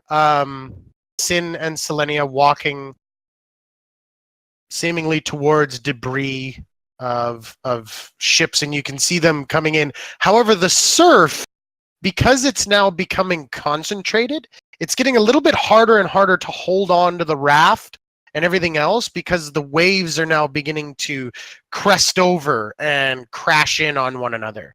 So it's not as easy as of a current. You've got to get past that break line. Well, fuck the raft at this point. Well, I had a quick idea. Do you think they're farther than 300 feet away? The 2 on the beach. Looking at it, you would guess probably not. Okay. I was just going to shoot an arrow at them not like to hit them, but like hit the ground so that they know that we're out here. But if it's too difficult to shoot, then I won't. I can scream really loud. Please don't. I'm right beside you. It's just an option. Yes, but yeah, if we ditch this, then I can't shoot. I can't like get on something to shoot. So I guess we just can swim up to them if they're still going to be there, or we can use this raft as a sort of surfboard, I guess, and like find a cresting wave and like ride the wave as far as we can go. I don't know if that's a. I don't know if that'll work. I don't know if the waves are that big. Are they? They're large-ish. You could Enough to push potentially give us. them a chance. Yeah, but it's your call if you want to swim Why is it my call? because you're the lady. Oh, you're right. I guess we could try that. I mean, we're not that far. We could swim, but sure, we can try and surf it. That sounds fun. All right. I've never done this before, so. Neither have I. I don't even know what it means. Okay, so as you both get up and stand on the raft and begin riding it in, I need you to make a dexterity saving throw. Okay. Yeah, natural 20. Hey! Yeah, natural 20! Ho, ho, ho, ho! Ship for the win. All At this right. point, I'm in. So you guys both get up, and in a strange display of athleticism, both of you very much hang 10 on this raft, and the wave begins bringing you in. Your shouts of joyous laughter and whoops of and cries of excitement attract the attention of Selenia and Sin, who you guys see riding a raft in on a wave, Ven and Galindin, who clasp hands. Not fingers intertwined, but who clasp hands in a moment of friendship where sheer joy and laughter and fun breaks through, and for a moment you both forget all of your intense conversations, you both forget everything and just enjoy it. It's one of those rom-com moments, though. You notice that you're holding hands, you look at it, you look at each other, and you dip. Yeah, Yes. for sure. For sure. Sin and Selenia saw this. Yeah. I kind of whisper to Selenia, I go, maybe they are a couple. I can see Maybe, it. maybe they've like kept it away from the public, and they've done that, I hate you kind of vibe. That way, we're just not like expecting Oh it. dear. You know the shipping's gotten bad when the characters start to ship each other. Is there anything in the tree They line always behind do me? want to. There doesn't appear to be at the moment. No. I'm actively perceiving for threats as we're coming in on the. Okay. I have a surfboard. question. Mhm. During that whole dream thing, was I actually asleep? Did I get a full rest in? Yeah. Yeah, Okay. you did. I was gonna say, because Yeah. otherwise I'm exhausted. No, you've had a full rest for sure. All right. Morthos and Runa. Do we get a song next? Maybe. Who knows? Ah, Um. we were packing up our stuff Yes. into our backpacks, and if something got destroyed or broken, I will mend it with my with prestidigitation. Okay. There's a couple small things, the cooking kettle gets a dent in it and you just kind of pop that out with mending. Everything else, and you just you don't need much, but you do go around and expend a little bit kind of moving along and everything else. So I guess we keep on walking through the undergrowth to be sheltered from the view of the dragon, and towards Selenia and Sin. And I say to Morthos, do you think the dragon saw us, or can she feel us because we are close to her territory? I don't know much about dragons, I have to say. I don't remember if I have read anything about dragons, but if they are connected to, say, those kobolds, then that dragon might be very pissed off. So I wouldn't mind if we stay undercover. Oh yeah. I don't cherish meeting her at all because from what you told me, that Tinder does not sound very nice, right? Yeah. So I keep my eyes peeled for our friends. That was great swordsmanship. I think we did a very good job. You could thank Roulade for that, for teaching me. In fact, Oh yeah. the rapier, before I created a pact with it, that was his. He handed it to me before I left. So, it means a lot for me to be wielding it. Are you still wielding it? Oh, yeah. Okay. Yeah, it definitely paid off. Another painful pin in the back of your hand. Morthos. This time it like stings. He's wincing in pain. What is happening? It's the hand again. It's hurting really bad. Show me. I say and hold out my hand. Holds out his hand. I Okay. look at the tattoo. I let my hand glide over to see. Everything seems fine. You do see that the That tattoo's vein? holding shape. Everything is fine. Vein, which had disappeared because now it is coming directly from his heart, is gone. It's not back. Did it hurt and you feel weaker now, I say, and examine his arm. Another sharp pain. That really hurts. Oh, sorry. Ow. Can I do a medicine check to see what's going on, or religion or something? As you do a medicine check, and Morthos, as your hand kind of subconsciously looks down, as your eyes look down at your hand, out of the sheer pain and looking and going like, what the hell is that? You look down and Runa, you notice that Morthos immediately freezes in one spot. Oh. Okay. Morthos, the crow's eyes in the tattoo bleeding.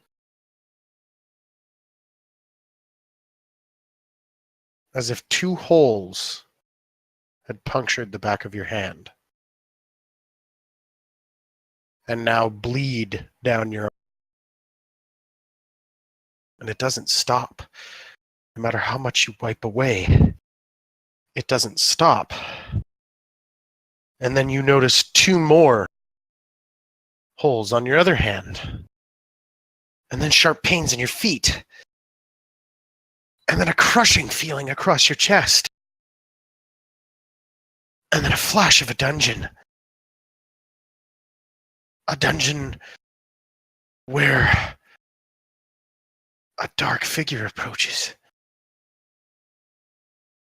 A dark figure that says, "Your son draws closer. She will have him in her grasp soon. And then I will break you. Then I will make you serve me. For all those years, for all those times. You will not get away. This curse will not take you from me. That is all you can hope now, is that you die and your soul is taken before your son foolishly throws away the keys that would allow you to escape."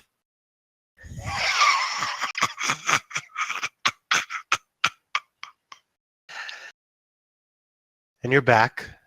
Runa is shaking you, Morthos, trying to waken you. Wake up! I had a vision. Are you okay?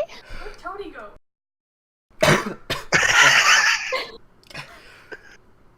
That scared me.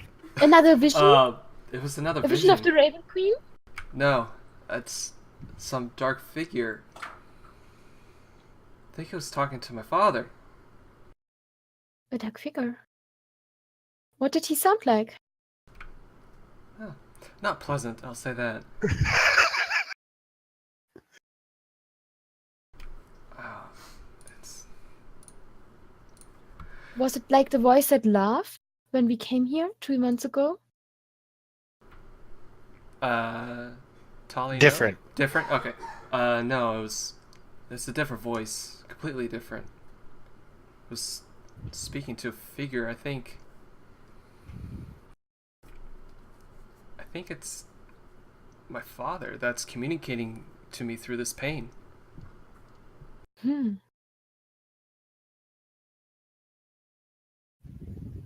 But I thought he was dead. and he's still alive. And supposedly he's here on Cholt because this figure says I'm getting closer. And I hold the Do you key to think his your escape. Could your father be in Omu? Sounds likely. Do you think you could help him through a vision? Can you reverse it and talk to him like that? With your Oh, we could do a sending, I say, and squeeze your hand. You could try to contact him. Oh, Try. no, wait. I would have to talk to him because. All of a sudden, Runa, with your sharp perception, you begin to pick up this strange noise. And for lack of a better description, it basically sounds like something making the noise ooka chaka chaka chaka ooka chaka chaka chaka.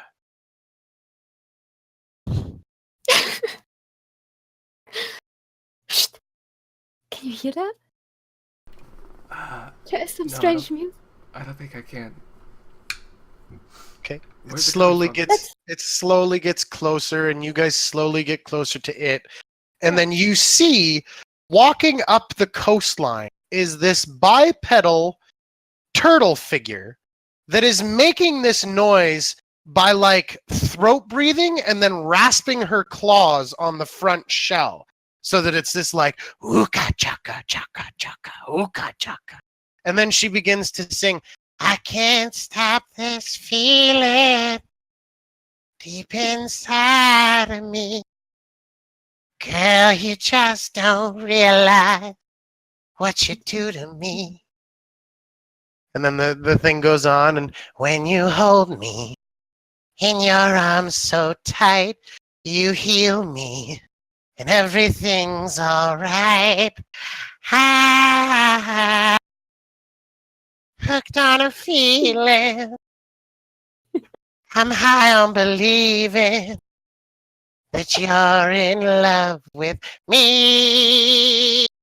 And then you see her like get down on one knee, and she's I'm hooked on a feeling. And just goes off and off and off.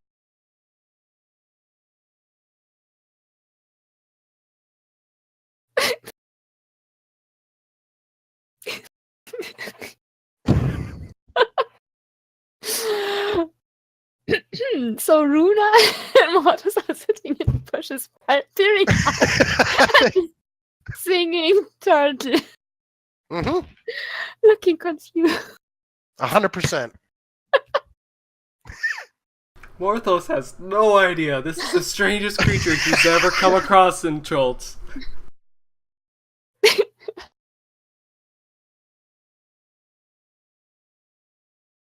So what do you two do? Does this creature look dangerous to you? Shall we It's do just as we did with singing. the I doubt kobold? it's dangerous. I think it's harmless. Just go talk to it. I want to see what it's about. Okay. I'm gonna make a special note of this for Archmatriarch Kashan to look at. Oh yeah. I think I have heard of these creatures. They are called turtles. They're supposedly not that rare here in Cheld. Strange that this is the first time I feel like I've run into one here. Hmm. I wonder that we did not see one in Port Nyanzaru. Hmm. So we carefully step out of the foliage. Okay. Excuse me? Oh! It's you! It's you!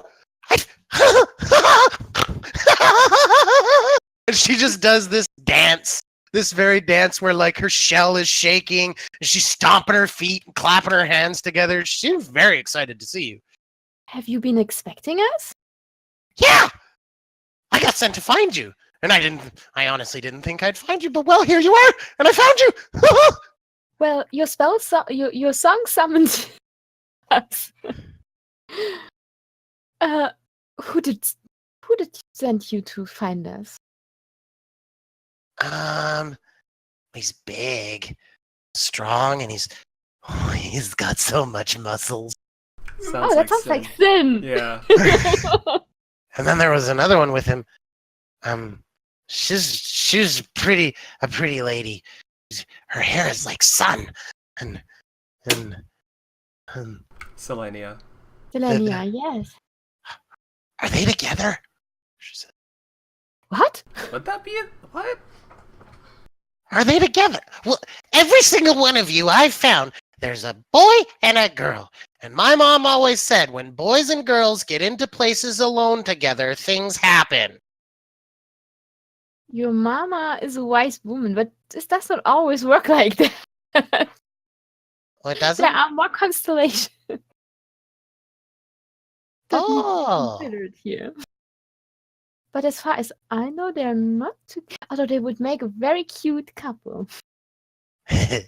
Yeah, they would. Same with them other two.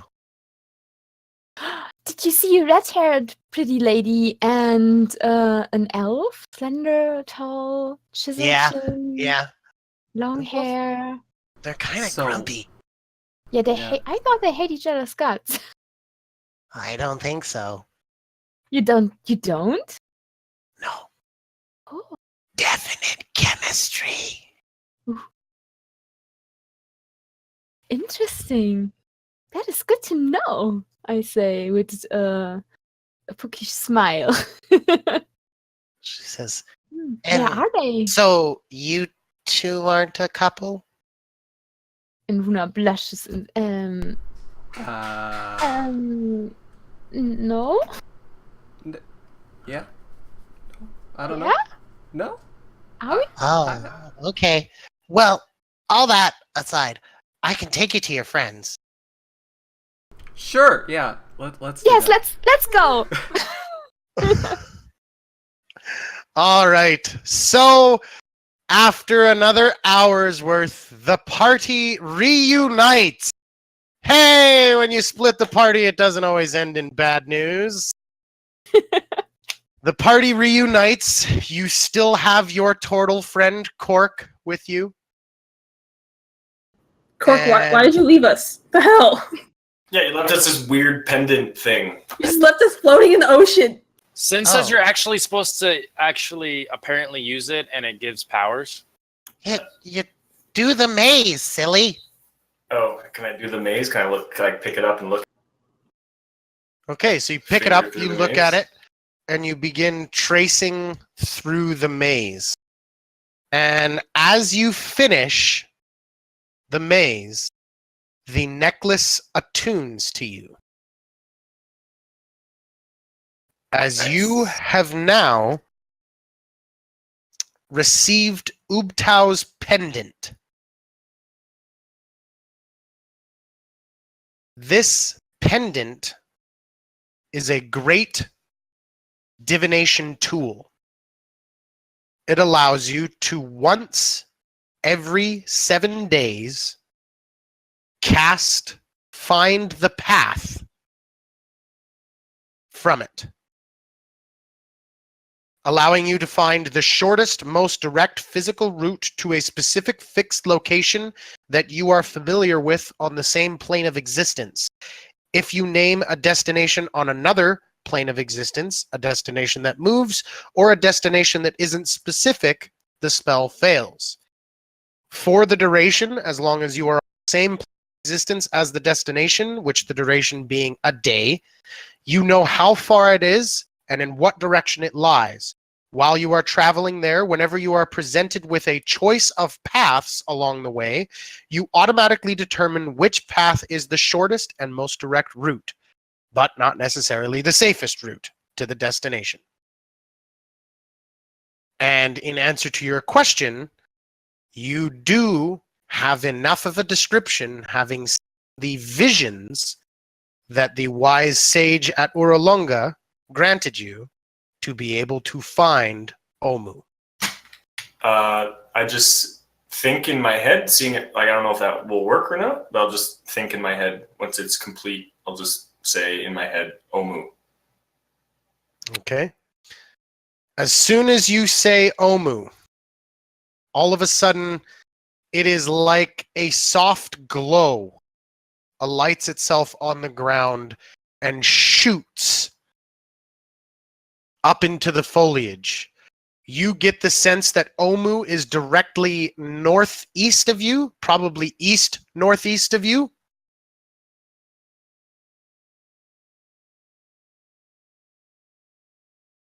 And its direct route is 13 days away. Can anyone else see this sort of light that shot out, or is it just me? It's just you. All right, I'll turn to everyone. So I think I know how to get us to Omu the fastest way. Doesn't mean it's going to be the safest way, but 13 days from now, if we follow me, I guess, I'll follow this path, we should be able to make it there. Okay. If we have a faster way, i.e. flying, we could probably make it there quicker, but we opted to not fly. Now it is getting into the evening, so you at least know the path. You at least know the direction you have to go. But best call would be to use the debris that has washed up where you guys have met, and looking in it, there are 30 days worth of supplies still left, 30 days worth of rations. There are 2 gourds of insect repellent and 6 candles. Well, we should stock up and maybe perhaps camp the night just inside the tree line there, and then head out Oh, yeah. tomorrow. I don't know if you And- saw it, but there is a red dragon living in a cave. That's what and I that pointed roar to was, West yeah. End. That makes sense. Yeah, I saw it, and it has some form of fellowship or followers. There were these weird little kobolds with wings. Yeah. Yeah, Oh, they had kobolds wings, don't usually right? fly. That's unusual. I thought so as well. yeah. Where you pointed out where the cave was, Mhm. whereabouts off that, like, find the path line is that cave? Does the find the path, like, intersect where the dragon's cave was pointed out? It goes directly beside it.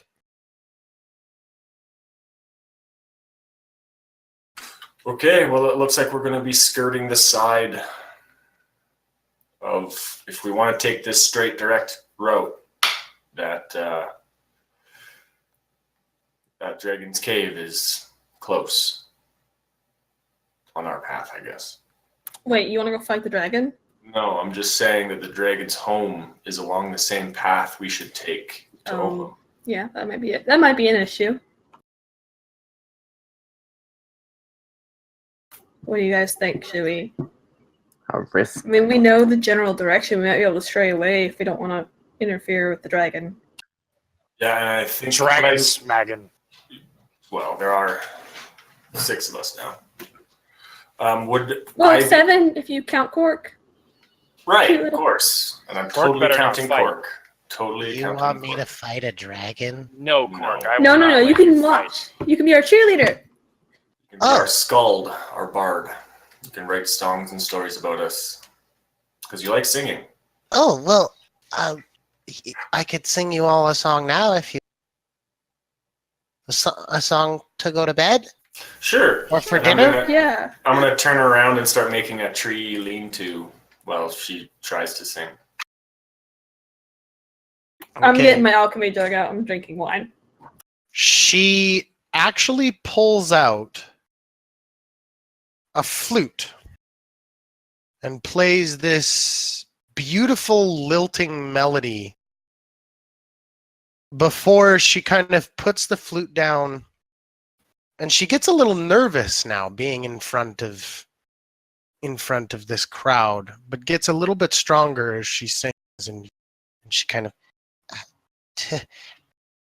tale as old as time, true as it can be, barely even friends, then somebody bent unexpectedly. And she puts up the flute again and plays another lilting tune. She gets a little bit more confident this time, and she goes, just a little small to say the least, both a little scared, neither one prepared. Beauties and the Beast.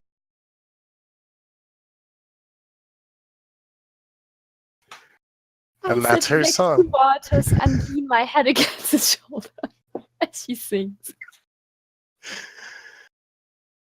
Meanwhile, Galinden and Ben are fighting over the alchemy jug.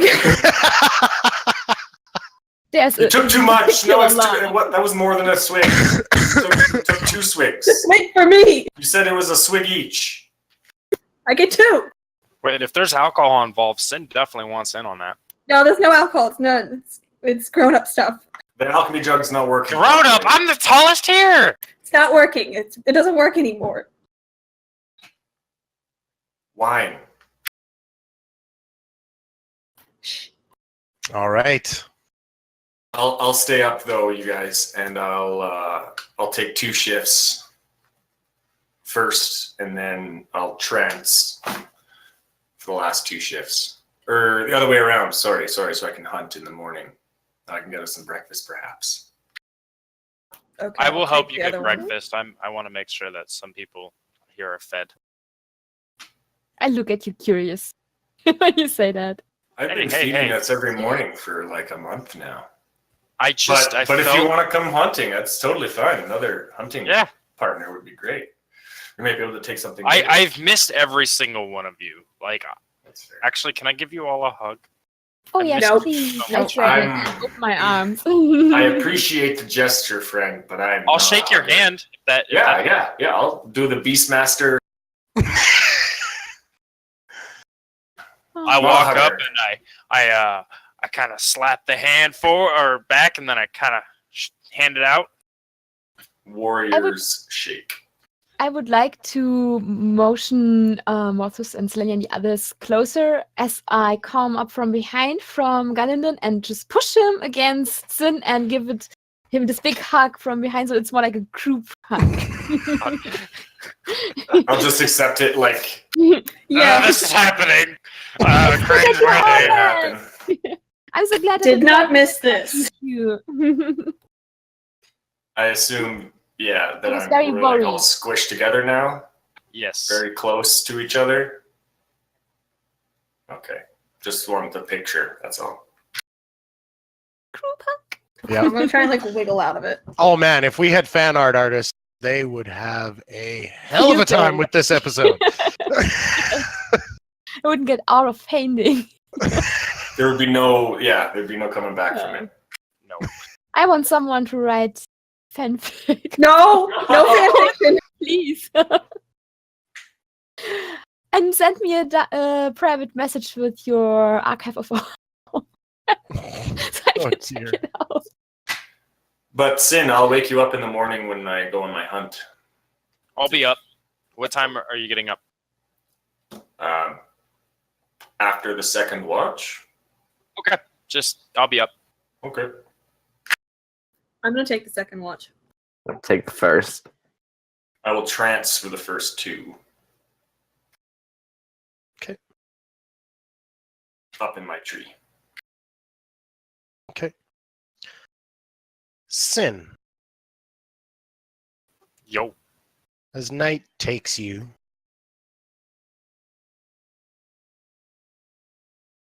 and sleep takes you,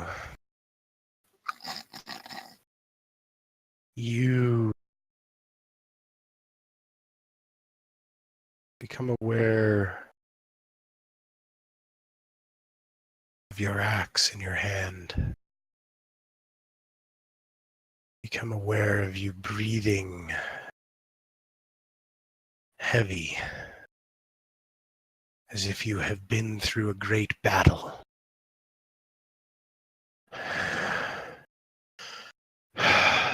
You look behind you, and you see the bodies of hundreds, no thousands, all with marks of scorching lightning, axe wounds, and just being ripped apart. You look down at your arms, chest, it's just red with blood. You look at the sky, and as a cloud builds and thunder booms, rain begins to fall on your face. Your eyes turn blue, and you let loose the scream of your forefathers, the scream of who you are, the scream of a storm. And you scream your rage at the sky. And then coming through the sky, coming through the clouds, you see what seems to be a bird at first. Golden yellow, shimmering in the light. You see this figure comes and flies next to you now with fully formed angel wings out her back. Her hair blows violently, and she doesn't even. She looks beyond. She looks beyond to a mountain peak erupting, spewing lava. The mountain explodes.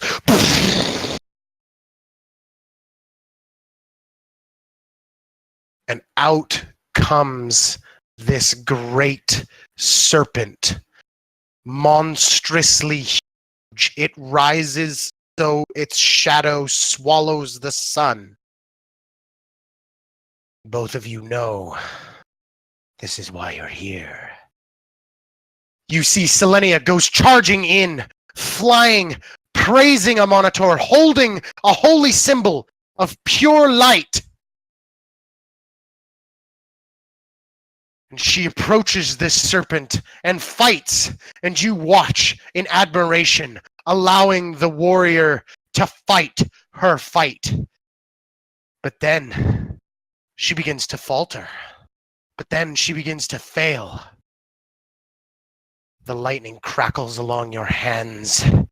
Your hair stands up on end as the rage builds in you once again, but this time filling you larger than you have ever felt it fill you before.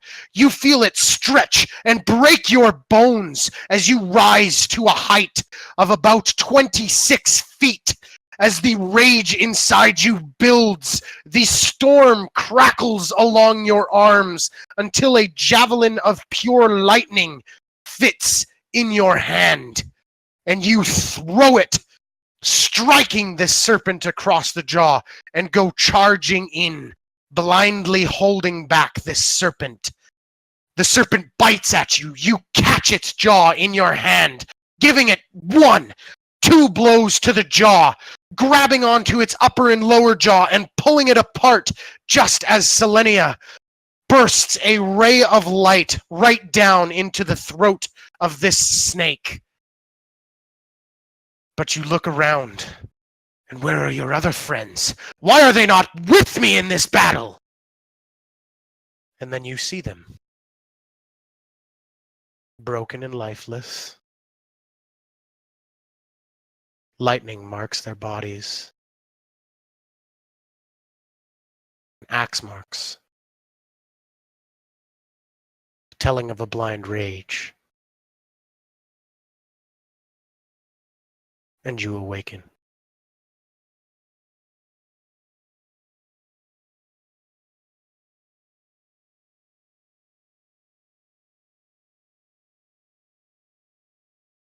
Is this the time that I would meet with Glendon now? Yep. I wake up and I realize my axe is in my hand, and I see that there's lightning still forming around me for some strange reason. And I sit straight up, and I think to myself, is this truly worth it? All of this that we're fighting now, is it truly worth it at this given time if I end up like that? To save one thing but kill another?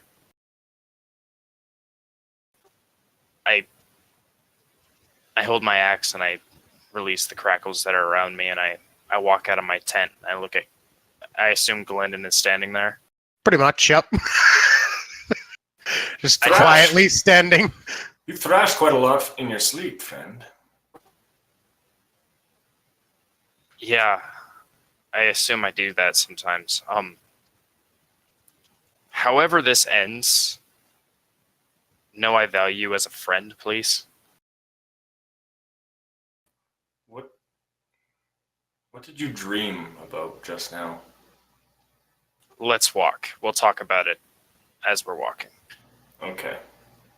I'll be up in the trees. If we can lure something bigger than what I'm used to hunting alone, then great. And I'll be up in the trees, watching your back. I can do that. I can take on bigger beasts. Not to make you the bait, but you're the bait. That's fine. I'm always bait. And Yeah. as you begin picking your way away from the camp, you swear, Sin, out in the bay, these 2 blue eyes stare back at you. Just for a half second, and they're gone. You begin picking your way through the woods with Glendon high overhead. You're aware of him. Every once in a while, he seems to intentionally knock a leaf off so that it falls in front of you, so that you know he's there. And for the first time in a long time, you go back to the feeling of home, the feeling of going on the hunt, the feeling of feeding a family, of feeling the responsibility of needing to get meat for your family. And you get down on the ground and you begin tracking. You find one. Fairly big. Large, probably a herbivore. Perfect. And you begin tracking along. The smell of salt fills your nose. Cry of the gulls makes you think of home even more. Think of family. And then Cork's voice kind of pops into your head. And a twinge of the chest makes you look down, and you kind of think for a second. Might not have a home to go to, but at least I have a home right now. And with increased vigor, you track this creature And together you take down a parasaur, which is very filling, lots of meat. And Galinden, you watch as for the first time, Sin, you revert to kind of worship of a god you haven't worshipped in a while. In that you pray to the god of the islands. You pray to the overarching god of nature within your people. And you thank him for this.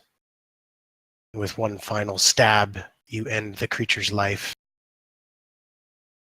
And you just begin quietly opening it up. And very almost as if you are on ceremony, you begin skinning this creature. And with each glide of the knife, you kind of go through all of the memories that you have, the memories of being a boy, growing up in Gunderlin, fighting. You remember the first time you set your eyes upon your mate, the love that you felt. Another glide of the knife, and you, that day, that horrible, horrible day. And you remember feeling frustrated, trying to explain to your tribe that it wasn't me. I didn't mean to. You remember the rage coming into your eyes then, and a couple things of lightning coming out. And your tribe backing away from you in fear.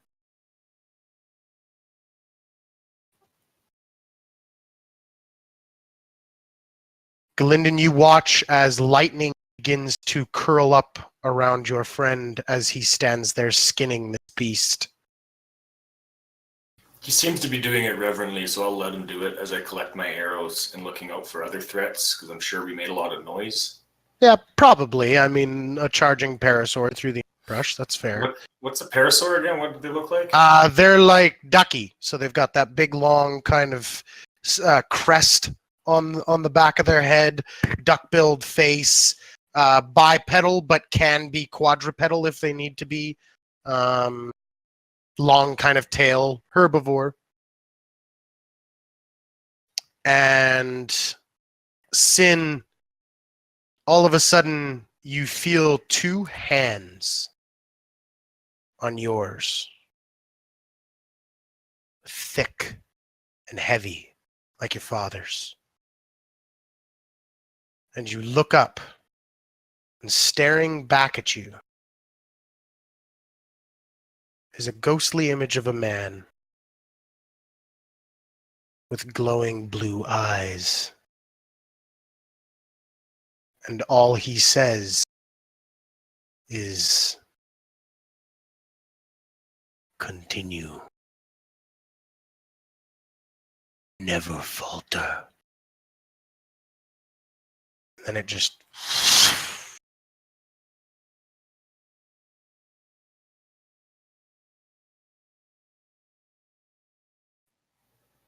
Sin, are you all right?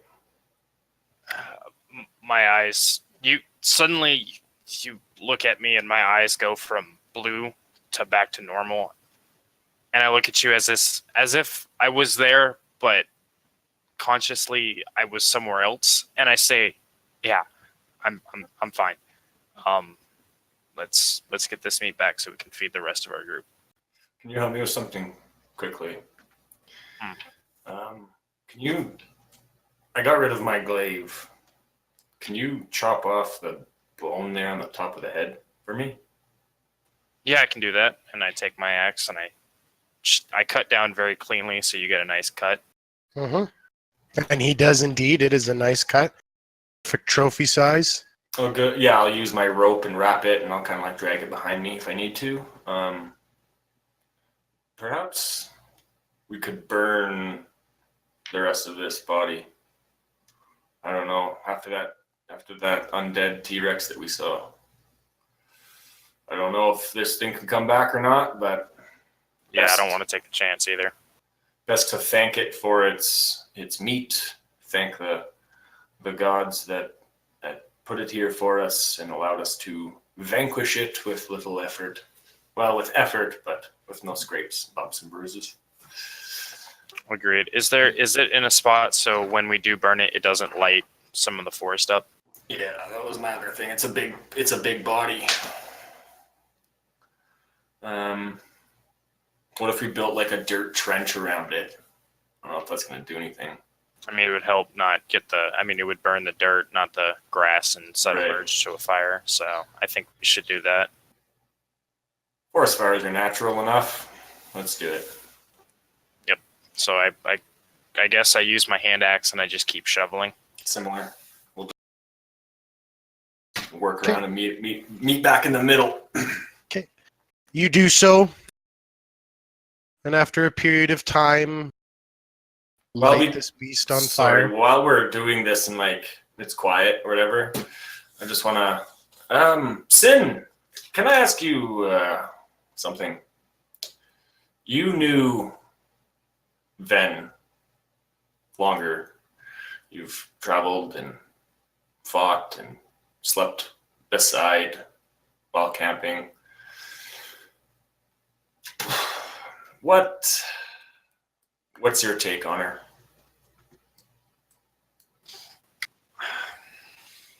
Quiet, keeps to herself, selfish. She is very picky. She seems spoiled. But I think she also has a very good heart, and I think she has a hard time showing it. And she doesn't know how to show emotion, and she probably didn't have very many friends. And because of that, she doesn't know how to treat us right. So, and I take that with a very grain of salt. And what I mean by treat us right is she doesn't know how to treat a friend. She thinks quickly about herself, but she also thinks about others, but she doesn't know how to correlate them both together. But I think she's truly a good person. I think she fights her own demons, whatever that may be. We all have our own demons. But I think all in all, I don't think she's any harm to any of us, unless obviously blood craze, but I understand a craze of my own. So once it's understood and once it's, handled, it'll be fine. I think I've fought and traveled along with her to say that she's fine. Why do you think she came here then? Again, that's kept to herself. She hasn't explained to anyone. I wonder if there's an ulterior motive for her to be here. I try not to think too. Whether it's good or bad, I don't know. I try not to think too hard on that because we're all going to the same place right now. I mean, I have my reasons. I mean, I was exiled. I came here with Tina and a little dwarf, and they took me in, and I've just been following them ever since, and that's how I met everybody else. Everybody has their own reason, and Runa and Mr. T, and I've been, like I said, traveling here ever since. Everybody has their own reason. I mean, I'm sure you do too. But I think once this journey's done, we'll figure out more of a reason, and more getting towards the end of it, people will kind of more open up because we're all in here together. It's a fair point. You speak well for a tribe man. I'm learning, and that's the biggest thing.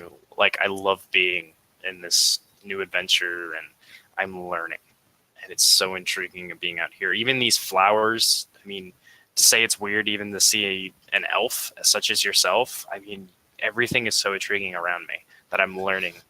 I used Druidcraft to open up one of the flowers that has yet to blossom. I actually go down, I squat to it, and I look at it and I say, this is just beautiful. I mean, the colors, the way it opened, I mean, the way it smells, everything is just astounding about it. All right. And as you finish your discussion, you watch the fire and flame begin to lick and cook the flesh of this parasaur. You stare into the flame, become each lost in your thoughts, sin, about having your faith renewed, that apparently there is something for you. There is always a place for you. There's always a family for you to be a part of. Galinden, your thoughts are of balance, of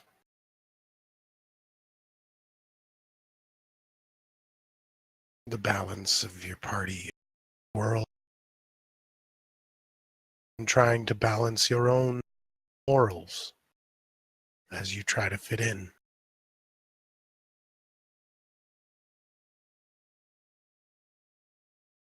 Those back at camp, as you each stare higher, Morthos feeling weaker and losing one more hit point, your maximum, thanks to the death curse.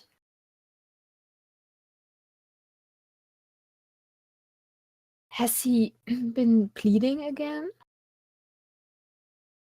Nope. Morthos, you think about possibilities of your father being alive. But how could he be alive? He died. That's how I got this. Unless somebody brought him back.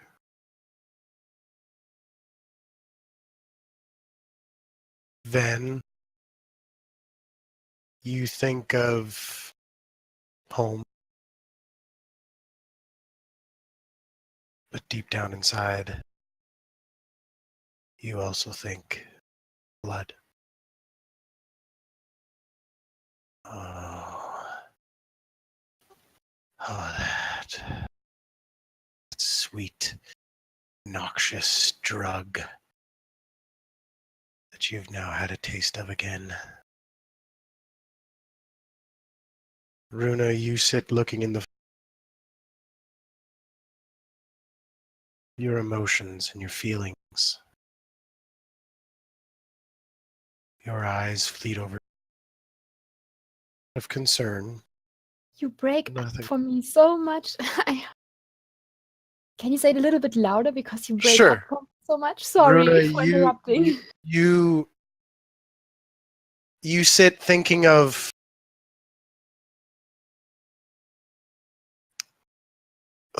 all you face. Weight of it. The soulmonger being forever in your thoughts. And with that, your eyes flit over, looking at a friend who put his life on the line and who saved yours, and wondering how you're ever going to pay that back. And Selenia, you sit flipping that token that Lord Dalmas gave to Sin. The sun every once in a while glancing off of your face, throwing that shadow of that serpent on your face. You all think about what answers you may continue to find about yourselves in this island that holds many secrets. And that's where we'll end tonight's session. Yeah.